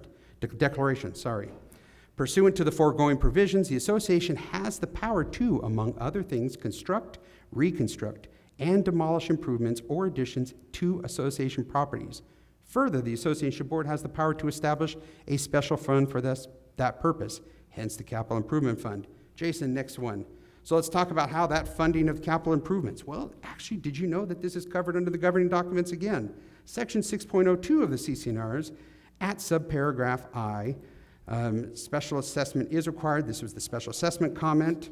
But Section 9.12 of the CC&R provides for special assessments purposes. In addition to the regular assessment authorized by this declaration, the board may, not shall, says may, levy special assessments against owners for the following purposes, going down to construct or install any new improvements to the association properties. Section 9.04 of the CC&Rs provides for regular assessments. Each annual regular assessment shall constitute an aggregate of separate assessments for each of the maintenance funds, reflecting an itemization of the amounts assessed and attributable to prospective deposits into the reserve fund, the operating fund, and here we go, ladies and gentlemen, any other maintenance fund established by the board.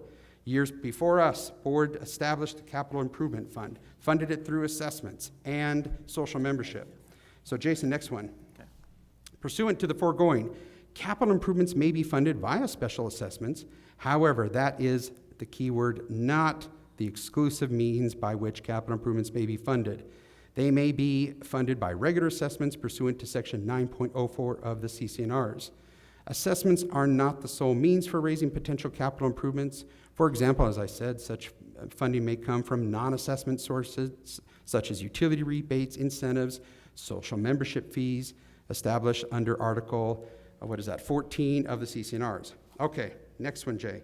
The concept of the capital improvement as used in the CC&Rs is a new amenity or facility which does not previously exist. It does not refer to repair and replacement expenditures funded out of the reserve fund.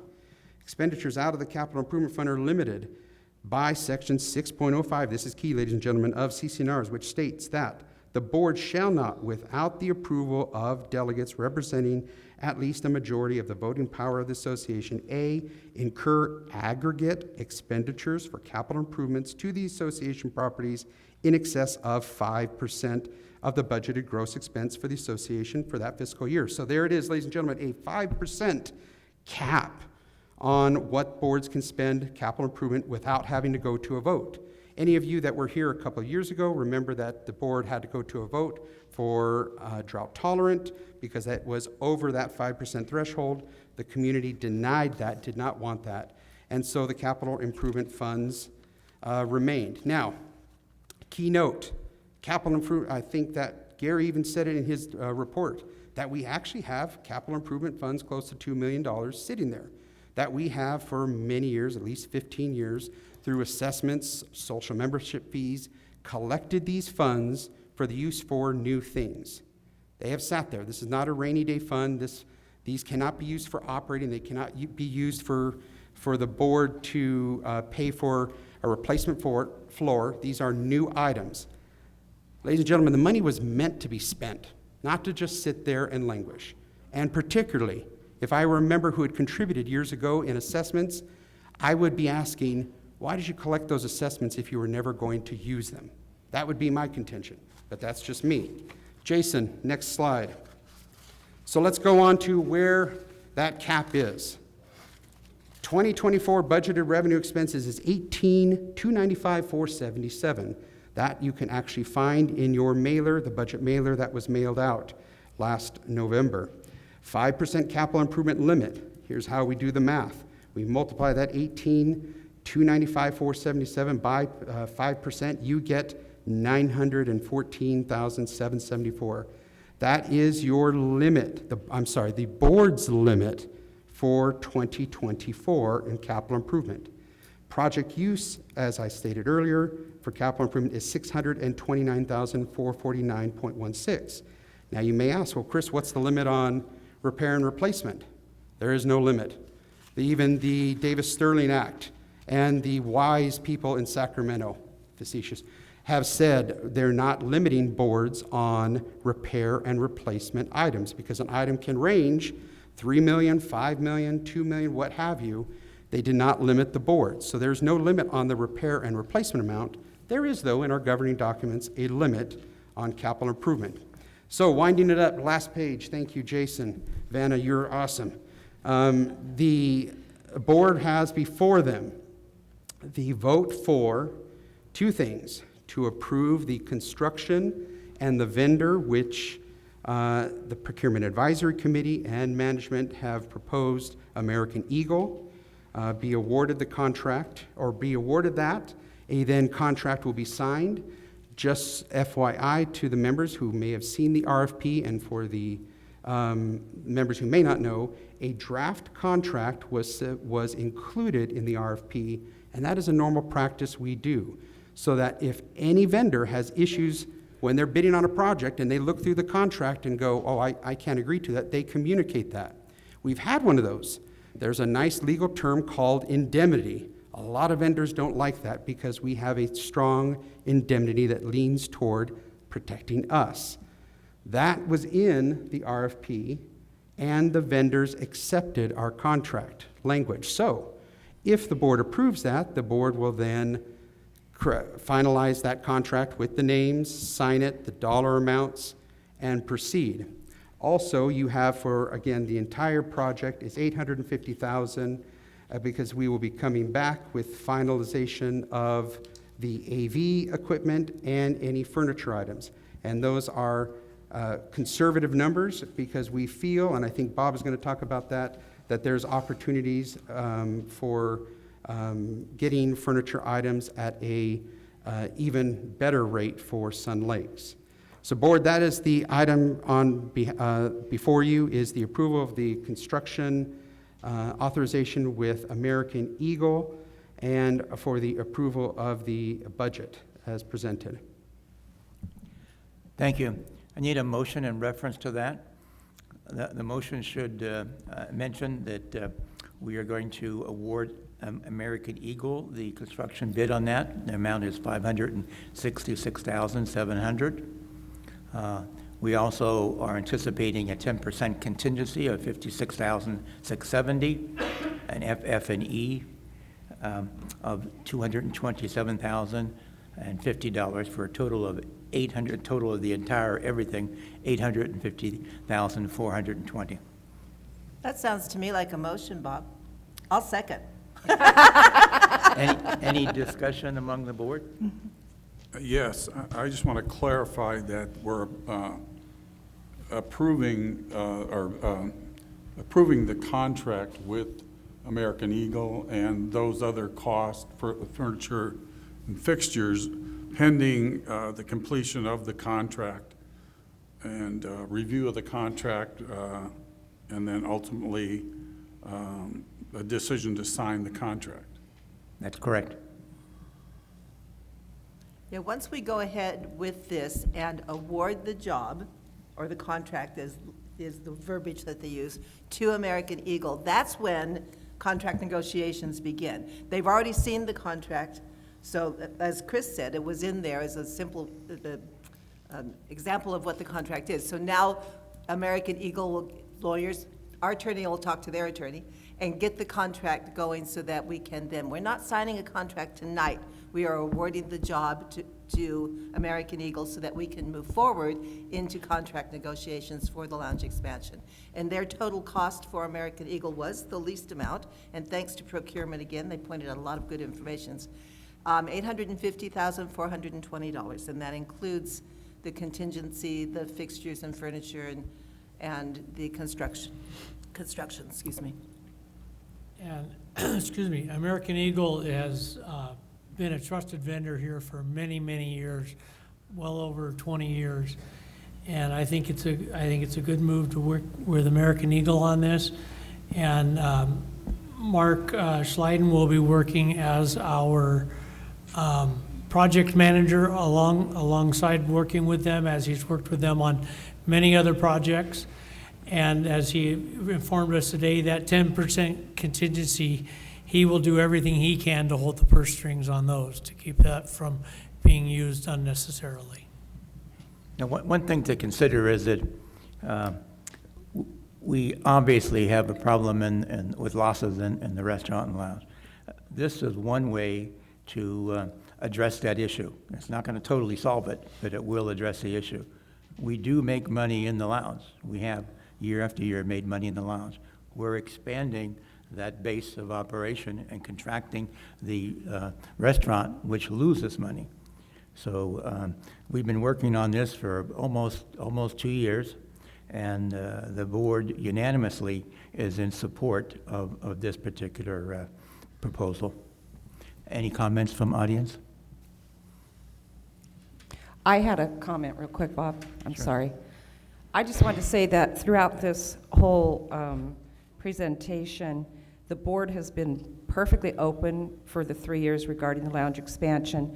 There have been multiple town halls and many notifications on the details and the progress of this project. I just wanted to add that. Thank you.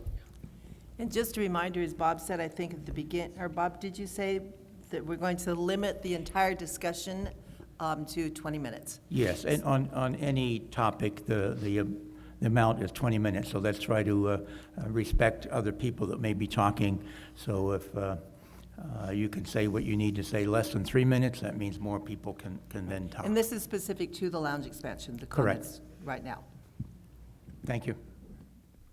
We good? Yep, we're good. Okay. Good afternoon. I think we all recognize that we've outgrown the lounge, and I think it's important that we acknowledge all the work that the board has done to bring this project to where it is today. No? You know, we must make sure that we do everything to ensure the project goes according to a written plan. Financial aspects of cost and benefits are analyzed, and that the work will work when we're completed. Before we approve the project, I'd like to point out a few areas that I think need some additional work. The procurement policy requires 3 bids based upon information off of the California website, one of your vendors has a suspended license, so we technically have two viable candidates for that.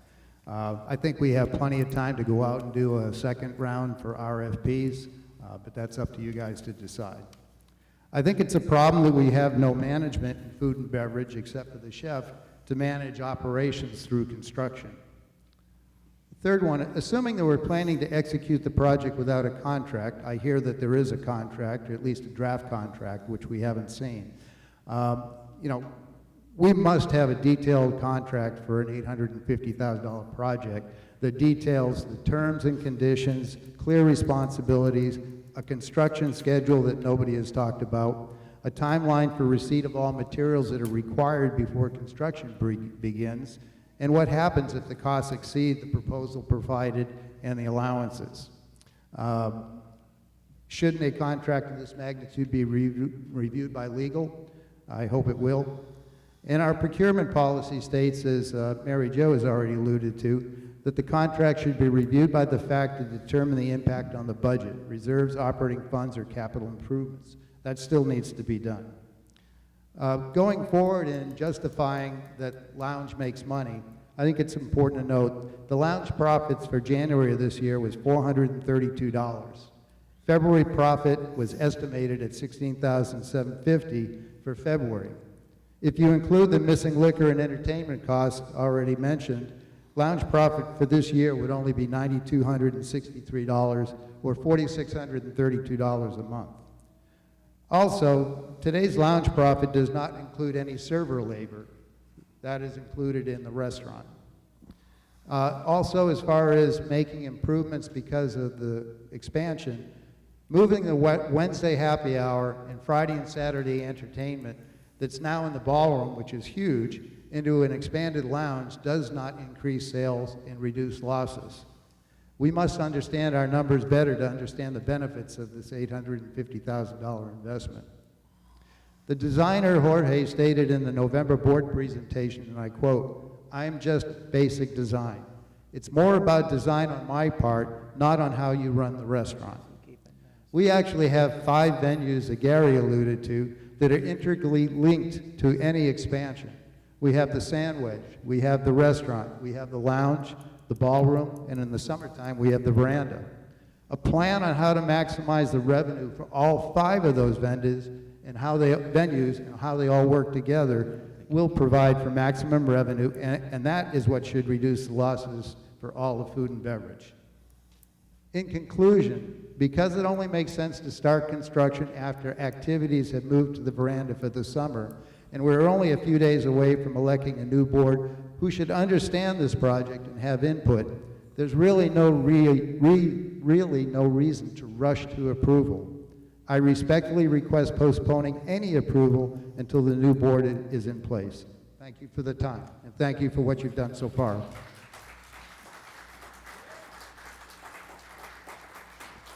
Next. Good afternoon.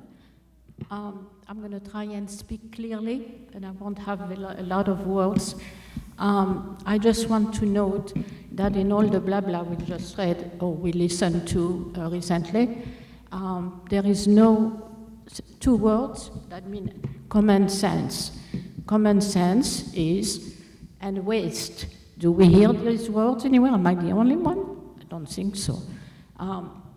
Why would we destroy such a really nice thing if we think that having a couple of 100 people more being able to be comfortable and come a couple of times a week to stay and drink and spend $1 million for that, in our lifetime, are we going to recuperate this money? I hope I'm making myself clear. I'm not really thinking that it's a very good idea. In addition, even though the fund comes from a fund that has the money for it, it doesn't mean that we need to use it right now. I'm sure I'm very emotional about this because the waste breaks my heart. This place was redone not that long ago. This is crazy. It's not necessary. We should use all those wonderful brains to use more creativity to make some more rooms for the people that need more room, but not to destroy the lounge. And they never talk about how long it's going to take. They're never going to tell you how much it will be inconvenience, but it has to be inconvenient for all of us. For each time you want to come around there, there's going to be a hassle. People, when you try to sell a house here or buy one, the first thing a real estate agent does, it comes to this room and show how beautiful it is and this.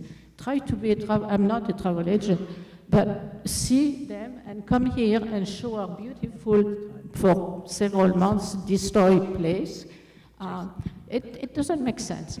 And that money, I am sure, again, I'm only a very simple person and I only talk from my feelings right now, not necessarily money, even though I bought 3 houses cash here.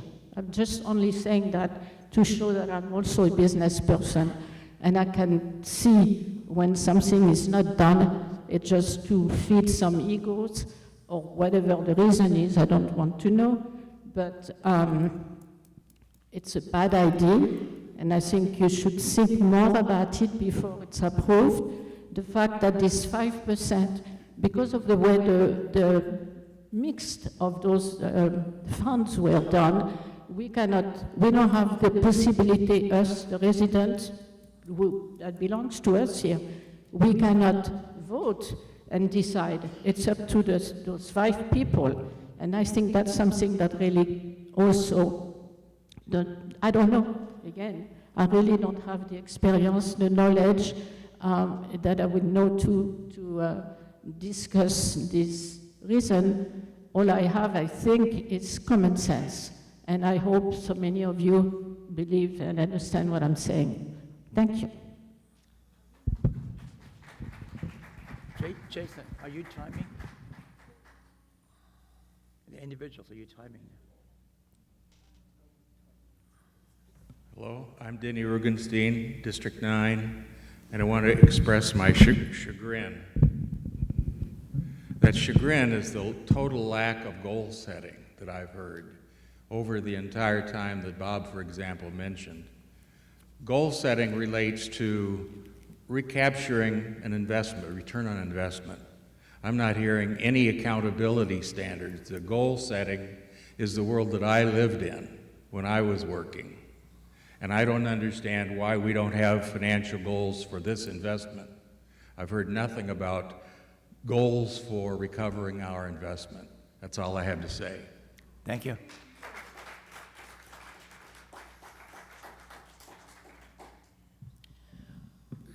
I thought that this evening's presentation was very good. There's information that I was not aware that's been presented tonight, and I think that some of the folks out there on the TV and sitting in the room here also found some information that they didn't know.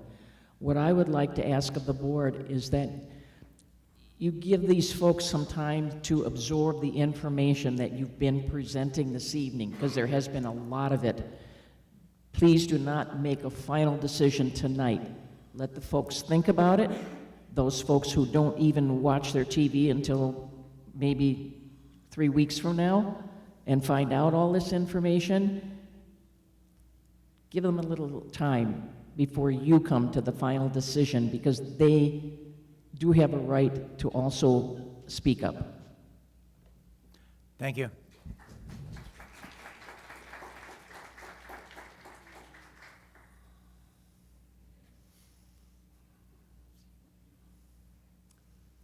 Hello again.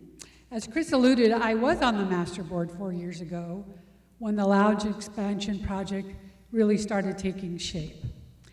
Demographics are changing. Many of our newer residents still work and would really like a cozy, mellow venue to come to after work or on the weekends.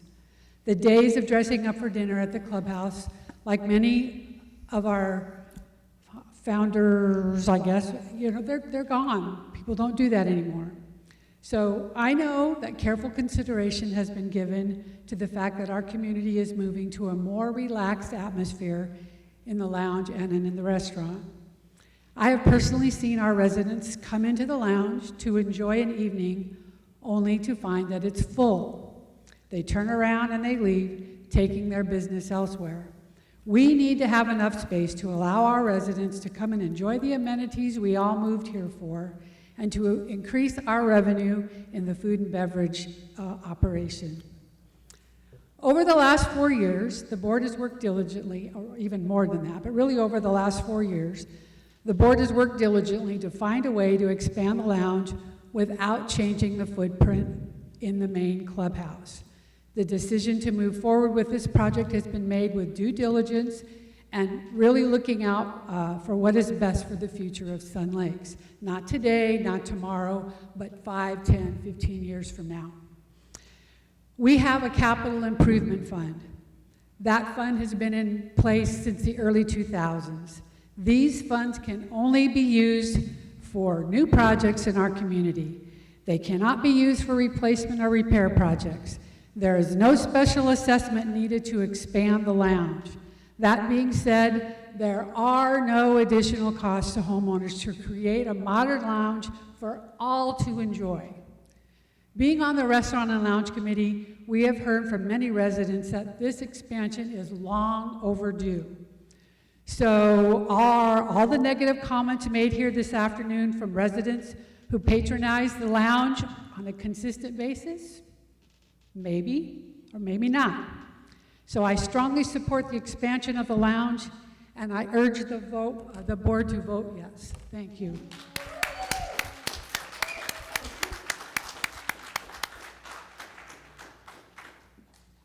Thank you.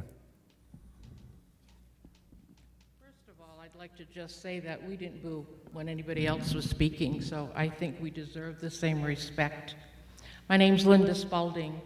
My husband and I have lived here for 20 years. Many changes have taken place during that time. We've had at least 6 general managers, 4 to 6 restaurant managers, 4 recreation managers, and our HOA dues during that time have gone from $2 a year, $10 a year, $0 a year, and one year you all got $60 back. And that was a huge mistake. The past HOA dues have not kept up with the cost of living, and we're still not keeping up with the cost of living.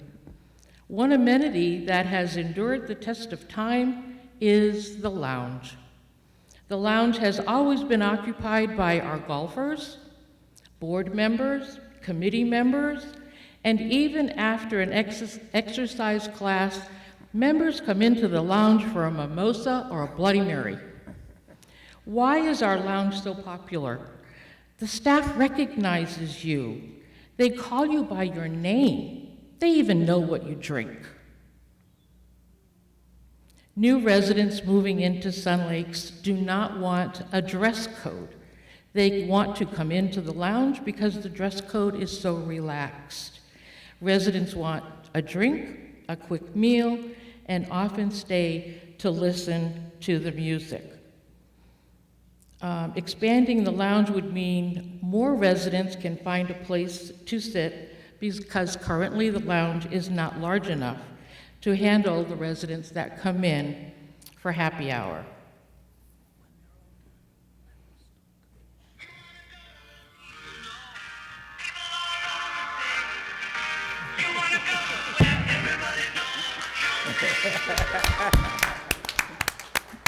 Thank you. Thank you. Any other comments or from the board or from membership? I'd just like to add, like you said, we've been working on this for a year and a half of the 2 years I've been on that I've been on the board, and we have done our diligence. Okay, you can talk, well, I'll finish, but then you can come up. Okay, go ahead and go, and then I'll finish mine. Yeah, my name is Natalio Cashman. I'm almost 4 years living here in Sun Lake.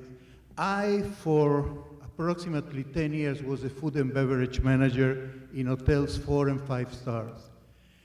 From my knowledge, if you want to do something, start with a business plan. I don't see it.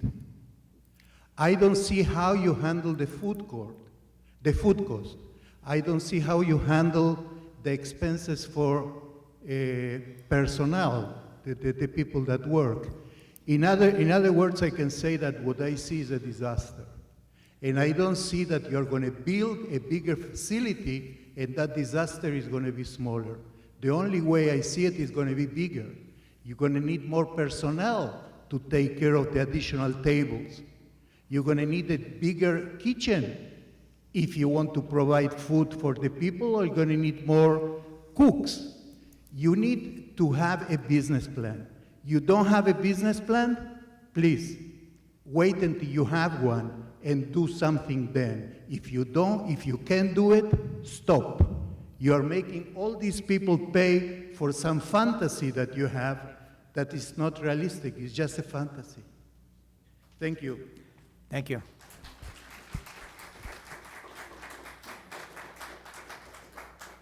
Jason, do I have 2 minutes? Oh, 3, thank you. Okay, I have been here for 21 years, and I have seen how this has grown. And to go into the lounge, it is just almost impossible to find a seat. And a lot of you that are complaining and having a problem with it is because you don't come to the lounge, you don't come to the restaurant, you don't come and support us. We need for you to support us. And yes, they do have a business plan. And yes, we are having some problems in the restaurant. But you know what? Could you please excuse me? I'm talking right now. I did not interrupt you. Let's be respectful to the speaker, please. No, well, you should be. You should be respectful if you want to remain here. Where's Mike? All I am saying It's is that available. we need this. Sir, you know what? I don't have to show anything to you, and you are being very disrespectful. We need this Hey, gentleman that's enough. removed, That's please. enough. Sir, no more. Why don't we just relax? No more. You can be quiet or leave the room. And be respectful. Yeah. Yeah, just be respectful to others, please. All I'm saying is that we do need this lounge expansion, and this board has worked very, very hard. They have given you an opportunity, and now you're speaking and you're all bad-mouthing them because they're doing what we want them to do. You know, I've been here for 21 years. I want to see the benefit of everything that we've been putting in there. I don't want to die and not have anything left over, and everybody else gets a benefit, and I don't.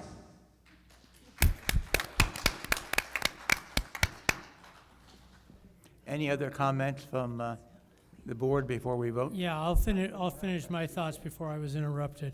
Thank you, Randy. So what I'd like to say is, we've been working on this for a year and a half. I'm going to make a reminder that I've done recently to more than one person in this community. We are a representative government.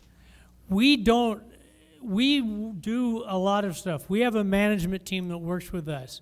If we had to share every single piece of paper of everything we do, nothing would ever get accomplished. Okay? So we don't have, you're right, we haven't seen, people haven't seen X, Y, or Z. We've seen it as a board. That's our job. We were elected to do it. Some of us may or may not be reelected. Okay? And that's fine. I'm here to do what I do out of the kindness of my heart and my abilities that I bring to the table. And if people don't like it, that's fine. I don't care. It doesn't matter. But what I am saying is, we have done our diligence. We've worked with the management team, done our diligence. We've worked with the designer. Those of you shaking your heads, please do so. I don't care. Okay? So it's very simple to me. We have worked it, we've done our diligence. Whether we vote yes or no is going to be what it's going to be. We have a plan. Again, that's the way the system works. Thank you. Thank you. Any other comments before we vote? All in favor? Aye. Aye. Aye. Passes 5-0. Next, we have a homeowner comment. Again, try to keep them within the 3-minute time period and be respectful to one another. We don't need any more outbursts. It's just, we can disagree without being rude. And Jason's timing, so don't forget to look over there periodically. First one up is Linda. I just want to say that driving along Country Club, when you stop at Glen Eagles, the stop sign, stuff that's on the asphalt is gone. Are you planning on replacing it? Everybody has to know that. Yes, Yes. Safety Yes. actually is making a recommendation for that. The safety committee is on it. Thanks, Linda.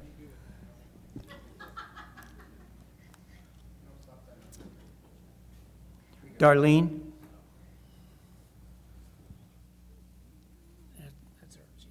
Okay.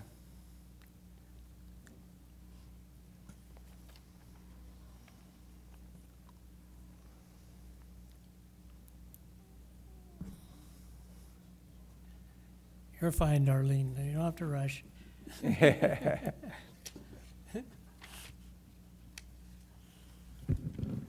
Well, good afternoon, board and management. My comments are simple. My first one has to do with our restaurant and Four Seasons. I've been over at Four Seasons quite often because I have friends there.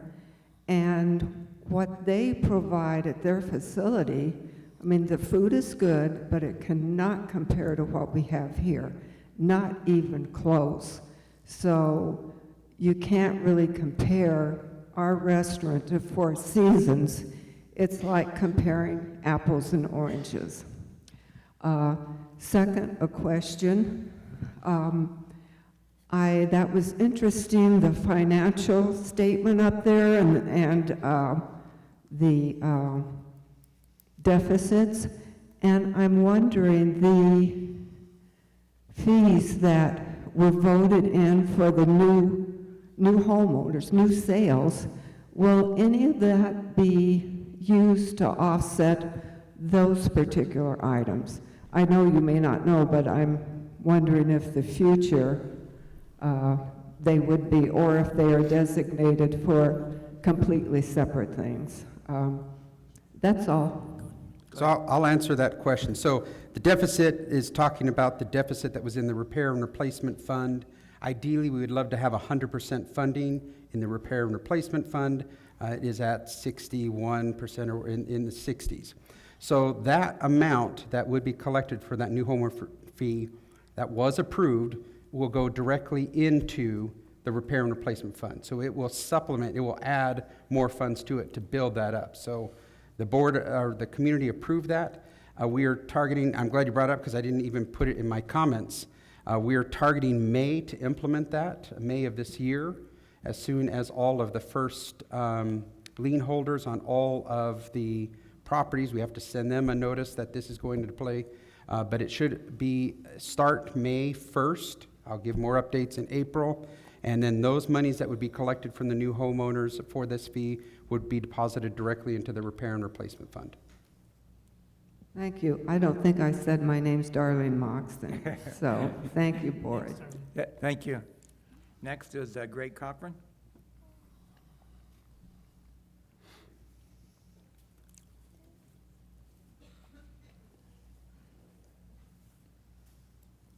He's got his timer.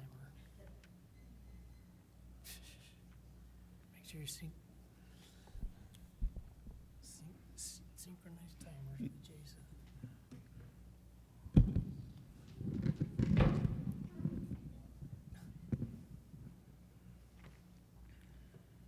Have a timer. Thank you. Good afternoon, fellow Sun Lakes homeowners, board members, and FFR. We, the people of Sun Lakes Country Club, have heard the following statement from Bob Walter every single month for over a year now, just before the open session homeowner comments. Please be nice, or be nice. So I would like to ask you, Bob, was it nice the first year you were on the board, 2020, Was it nice to all the people of Sun Lakes Country Club when the restaurant only lost over $632,000 of the people's money? Was it nice when Beverly Simmons and Lori Hazelton joined you on the board in 2021 and the restaurant lost over $595,000? Was that nice to all the people of Sun Lakes Country Club? And then in 22, when Randy Robbins joined the three of you on the board, was it nice to all the people of Sun Lakes Country Club when the restaurant lost over $755,000 of our money? Was that nice? Then, in 2023, when Gary Burkle joined the four of you on the board, and the restaurant lost, wait for it, over $1 million. Was that nice to all the people of Sun Lakes Country Club? And now, in just 2 months of 2024, is it nice that the restaurant has already lost over $200,000, which is a little over 36% of the $554,000 budgeted loss for the entire year in 2 months? Well, I know that we, the people of Sun Lakes Country Club, are not going to get an answer to these questions, just like no one gets an answer of questions asked like this in public at homeowner comment time during open session. So I will answer the questions. No, it was not nice, because you have failed to meet your fiduciary duties and fiduciary responsibilities regarding the people's money. You failed all the people, and because you have failed all the people, you have trust issues. You have trust issues because you have proven that there is absolutely no transparency to the people of Sun Lakes Country Club regarding all the things that we are legally entitled to get and receive according to the Open Meeting Act, which can be found as part of the Davis-Sterling Act and California Civil Code, Section 4900 through 4955. And all of this is pathetically sad. Thank you.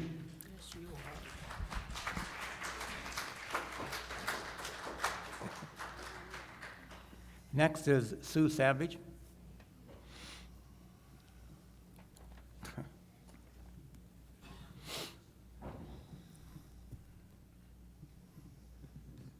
Don't worry about this speech being seen on Channel 97. The board works hard getting videos altered to their satisfaction.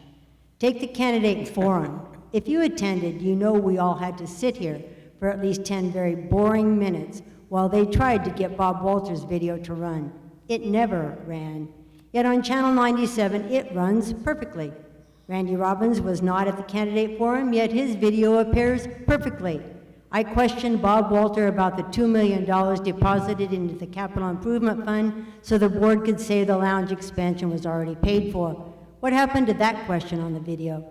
The board changed the candidate forum to their satisfaction, like they changed the court verdict to a win for them instead of the loss it was. For those who went to court, they know the board was guilty because the board drug all the bank statements to court. The board knows they were guilty because the board had to pay court costs. Why is the board so eager to change reality? What are they so afraid of? What are they trying to hide? Are they trying to hide the HOA owns many of the properties in our community the neighbors complain about because they're so poorly maintained?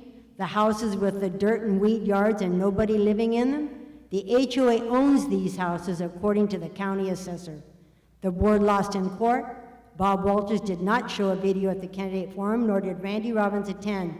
Listen, we all have to pay for what the board does. We had to pay $60 court costs because the board refused to obey the law until they were taken to court. Will the next time we have to pay for the board be considerably more? The board knows who has mailed in their vote, yet the board refuses to say who has not voted yet. Last year, District 1 and 8's vote was changed to vote for the board.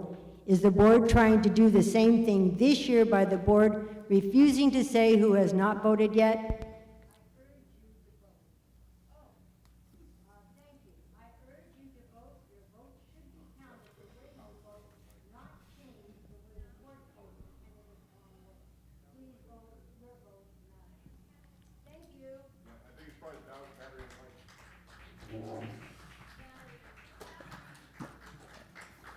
Next is Don Day. Before the next speaker comes up, I'd like to respond to Ms. Savage. First thing I want to say, and it's kind of what I alluded to a moment ago, is the board is not up here to take your verbal abuse or your email abuses or anything. So I feel real compelled to address these misstatements and accusations. This board has never altered any video nor instructed management to do so. With regards to the candidate forum, she is correct. I was not there. I had a personal emergency and I was not there. But I will say this, the next day at the delegate assembly, a motion was put forward by a delegate I knew nothing about. It was voted unanimously to allow me to put the video on and it would be added to it. That is on tape from the delegate assembly. I was given 6.5 minutes. I used 5 minutes and 39 seconds. And implying that we are hiding anything, the settlement, as is posted on the SLCC website, clearly states that the documents were received and that the HOA claims no fault in the case. This document is signed by both Ms. Savage and Mr. Walter. The next thing says that we own properties that we are neglecting. That was the way I interpret the statement. The HOA has foreclosed on approximately 10 properties to which we hold the second on. We do not hold the first on these. Okay, these properties have a first that many are held by HUD, many are held by other organizations. We foreclosed in order to hold our spot as second in line to attempt to recoup past assessments when and if those houses are ever sold or it gets rectified. Okay, that's a repeated, I've already responded to the $60 court costs. The accusation that we changed votes in the election last year, that is just utterly incorrect and a lie. Okay, number one, District 1 did not have a quorum, and according to our CC&Rs, if that is the case, the delegate is allowed to vote his or her way, whatever they want. And District 8 had no delegate nor alternate, therefore, their votes did not count, again, per our governing documents. Okay?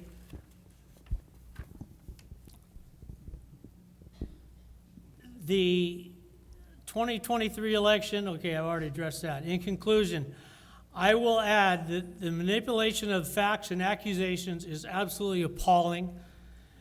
Also, spreading rumors about my health with at least one of her neighbors is none of her damn business. Thank you. 1 second, Chris has.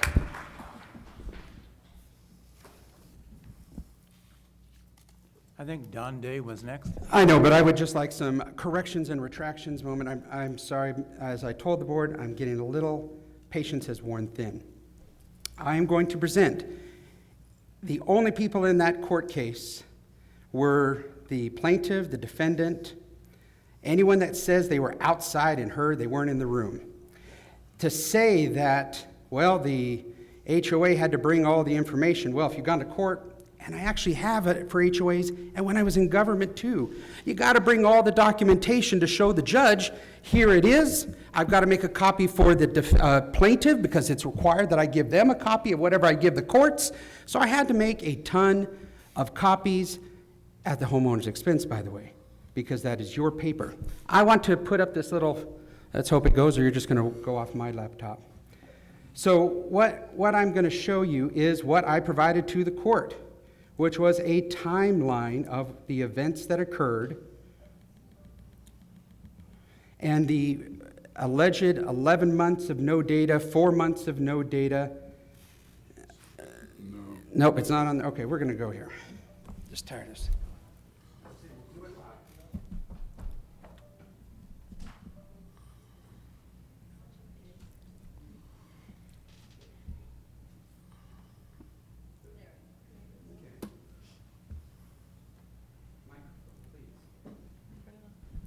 Okay, so what you have here is a timeline that I had to reply to the plaintiff, to the court, so that they knew what was going on. And this is a background. And I will place this online so everyone can see it as well. So the quick background is of the dates, key dates. Well, we'll try to do what we can, in a limitation of last-minute items. Ms. Savage emails the board, Tammy requesting bank statements August 2023 to September 23. The email was missed by Christopher Mitchell, which delayed the preparation of the documents. Well, agreed, we made an error. On November 7th, 2023, information was compiled for August and September 2023 data. At the time, Ms. Savage completed the information request for those statements. Within the email, Mr. Mitchell requests that Mrs. Savage complete the information. We tried that. That didn't work. Emails, Sun Lake Board of Directors and on-site staff. Savage states that the bank statements are incomplete. So go down here. November, and then asking, they're incomplete. And you'll notice this if you go into your bank statements, go to past financial statements. First Service Corporation would not provide statements that say deliberately blank. This page, and you'll see them on papers that say, this item is deliberately blank. We would not include that. We were told that allegedly we were not providing all the documents. So I went back to corporate and asked them to pull all the documentation. Those items were sent finally on 11/15. We are behind by 4 days, 5 days. Those items were emailed.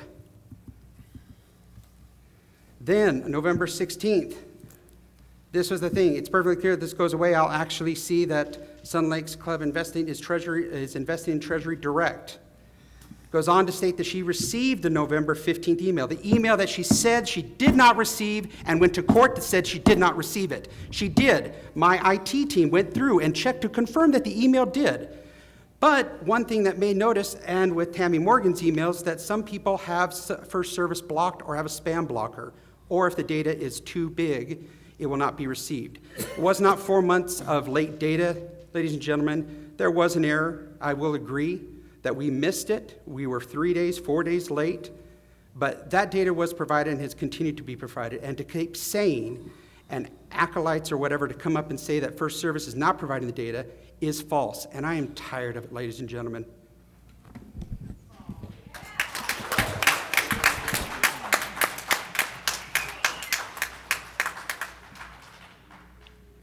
I think John Day was next.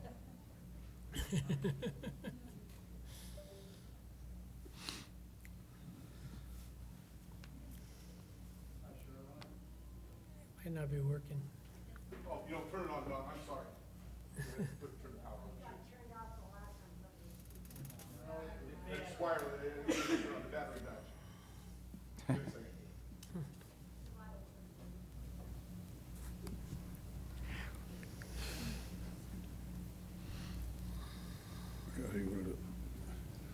It's a long meeting. Yeah, I know. I have a bathroom break.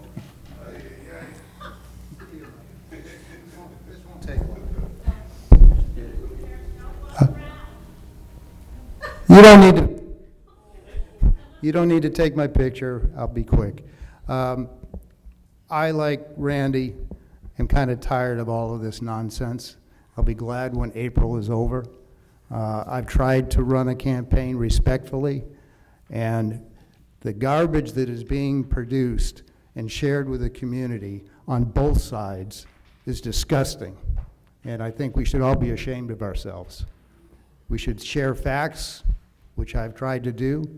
I believe the board has done a great job getting this project to where it is. I've been very respectful, and I agree that you guys have done a good job getting it to here. I said nothing negative about the lounge expansion, only positive. I pointed out some things that I felt needed to take place before a decision was made, and I requested you wait until after the election. You chose to vote in favor of getting it going, but I understand we will have an opportunity to do a final review of it before it is placed. Is that correct, Bob? We're moving forward at this time. If there's a substantial change to the board, yes. Yeah. You always have an opportunity to make changes. I mean, there are things in our policies and procedures, like a review of the contract. I'm expecting that that will take place, and I'm sure you'll present that to the FAC committee as required by our policies. That being said, I'd like to just say, come on, guys, let's play nice, huh?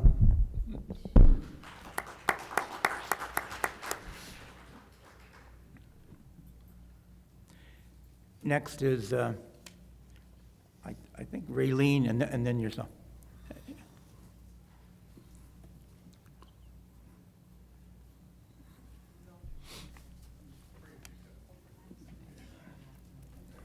Jason's getting his exercise. As much as he was, I'm surprised he's as big as he is. My youngest is big like that, so I get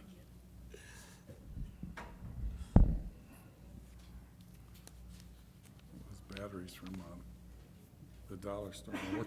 Yeah.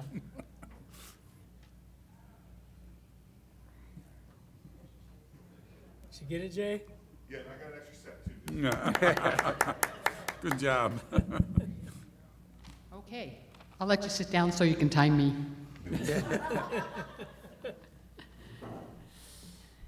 Good afternoon, Master Board, FSR, and fellow residents.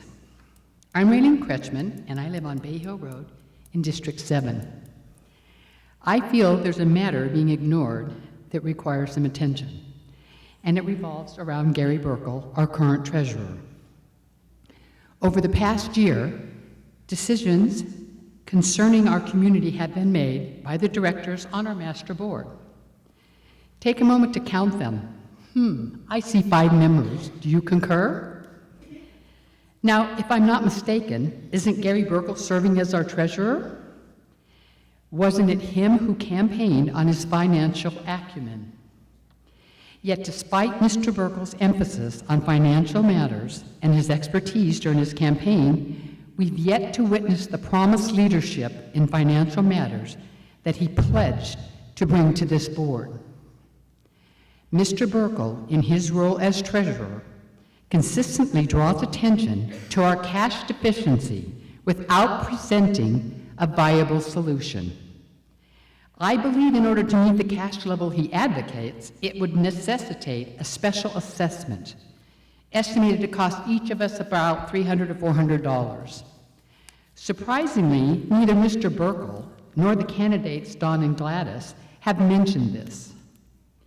I'm also puzzled by the fact that candidates Don and Gladys appear to absolve Gary Burkle of any responsibility for last year's decisions regarding spending and finances, despite his role as our treasurer. They do not hold him accountable for the alleged poor condition of our finances and spending, as they do the other 4 members of the Master Board.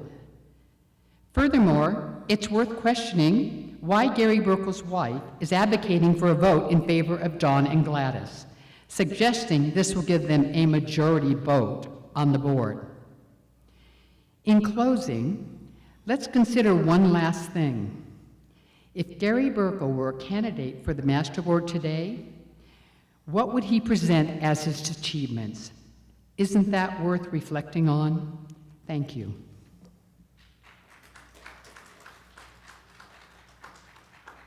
And the last one is Marcia. Greg Cochran, you do not speak for me and many of my friends about what you said about Sun Lakes and the board. So I'm just going to get that up front to begin with. The election is 2 weeks away. You still have time to mail your ballot. So, like many of our residents, some don't realize how important it is that everybody votes. So please check with your neighbors and friends to see if they have voted, and if they need some help in not necessarily marking who they want, but getting their ballot prepared and ready to mail. That includes the signature and how the envelopes go in the other envelopes and getting it off to in the mail. Please do so. I know I've helped my neighbors, a couple of them, to make sure that we get our vote out there.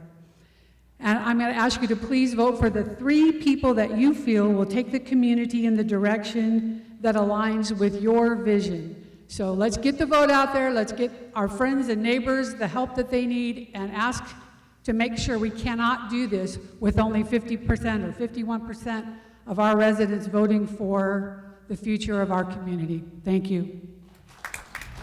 Thank you. Next will be comments from the board. Gary?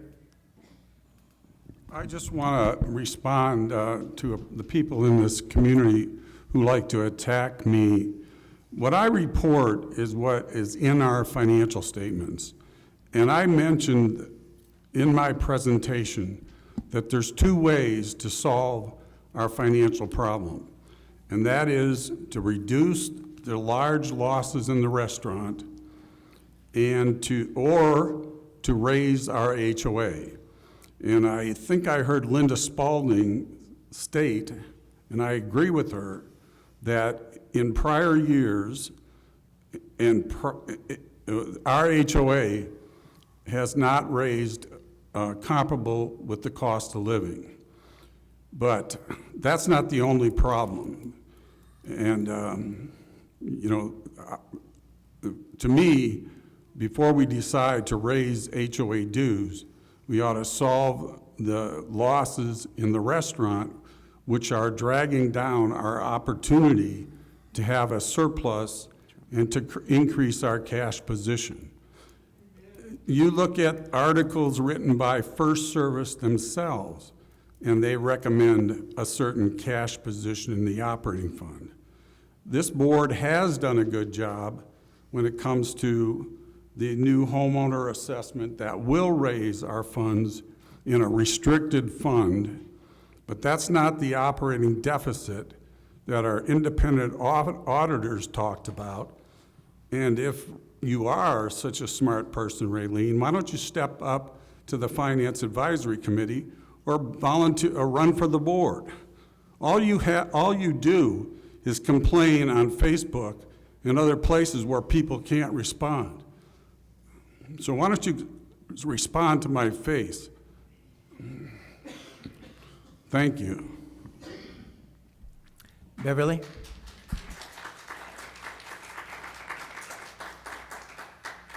In a community of 5,500 people, we're going to have different opinions. But you guys that know me know that I will say, where you put your focus is what you get more of.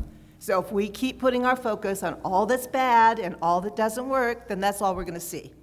But if we can put our focus on what is working and what we want more of and start to expand that, then that's what we're going to see. And that's what I like to invite us to do, is start looking at what you want, not what you don't want, and put your expansion onto that. And one of those things that we have, I got to go to the VFW awards ceremony this past weekend because Sun Lakes is always given awards by the VFW group, what is that, the 233, thank you, Jason.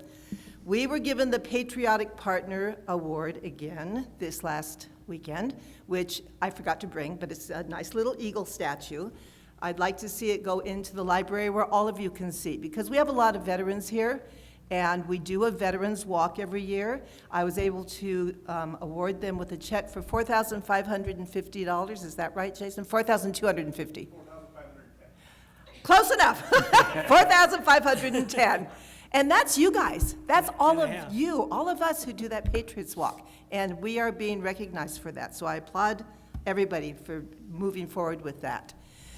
And the last thing I want to talk about is, of course, the charity weekends. Coming up in 2 weeks or so, April 12th through the 14th, is the second of our 4 weekends this year. This is the weekend at Augusta.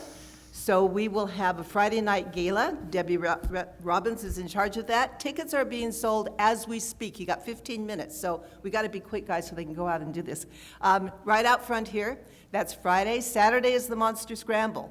Everybody loves the Monster Scramble. It's moved from June to April. There's still availability, though that one is starting to fill up, which is good. Marcia Midget's in charge of that one. And then Sunday, we have Sunday at Augusta, right in here with a ginormous screen where we get to watch the final round of the Masters. We'll have an appetizer spread out here, but the most exciting thing is that red golf cart that was sitting out there when all of you came in there here that said, "Win me," you can. The raffle tickets are being sold. It's a reverse raffle, which means you don't want your number called because you lose if they call your number. But that is going to be that Sunday where you can do the reverse raffle for the charity weekend. So I encourage you, let's have some fun. Let's get involved with the charity and do something really good for the community. Thank you. Thank you. Lori? Hi there. I would like to thank all of you for being here today. I have had the opportunity to meet with many of you recently, and I have enjoyed the positive and kind interactions that we've had together.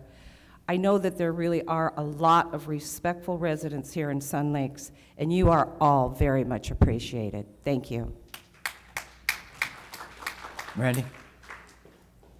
I'm going to go off of Sun Lakes for a minute. A couple of years ago, some of you know that I was on the foundation board at San Gabriel. That's where I was born. San Gorgonio Memorial Hospital Foundation. And 2 years ago, we received, I believe it was $5.6 million from Morongo for a stroke center project. And that is it was supposed to be accredited this week, as a matter of fact. And then about a week and a half, 2 weeks ago, they came up with their second phase of the funding, and another $5 million was donated to the hospital foundation for the purpose of a women's center or women's project. It won't literally be its own center. It'll be a project. I'm no longer on that board, but I just wanted to bring that to your attention. It'll be there for women's health, for breast cancer, any of that kind of stuff, both for the community as the overall community, but of course it'll service Sun Lakes as well. So I just wanted to thank the Morongo Band of Mission Indians for the donation to our city. Thank you. I want to remind everybody the Community Awareness is having a presentation next Tuesday at 1 o'clock, 1 to 3 here in the main ballroom. And the guest speaker is going to be from the Loma Linda University Nutrition Department, and it'll be an outstanding one, so hopefully you can show up and get some good information about what we should be doing. Take care of ourselves a little bit better.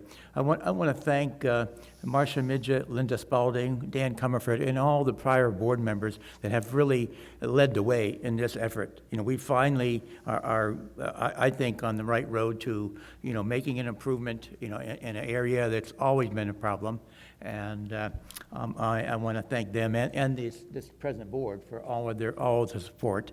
And I think when it's finally done, I think it's going to be about a 4-month project. When it's finally done, I think that people will really appreciate what we have, as well as the future residents here to our beautiful community. I also want to thank Bob Murray for him volunteering.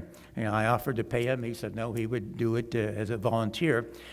Doing my 5-minute video for the forum, it didn't work very well for the forum, but they were able to plug it in and make it functional.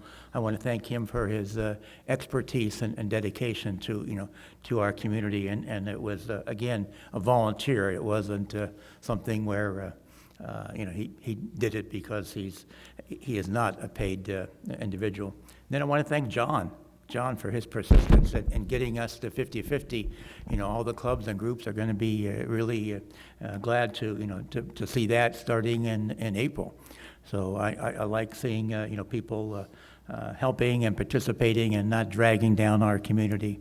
And lastly, when it comes time to vote, we still need some votes. We don't have all the quorums and all the districts.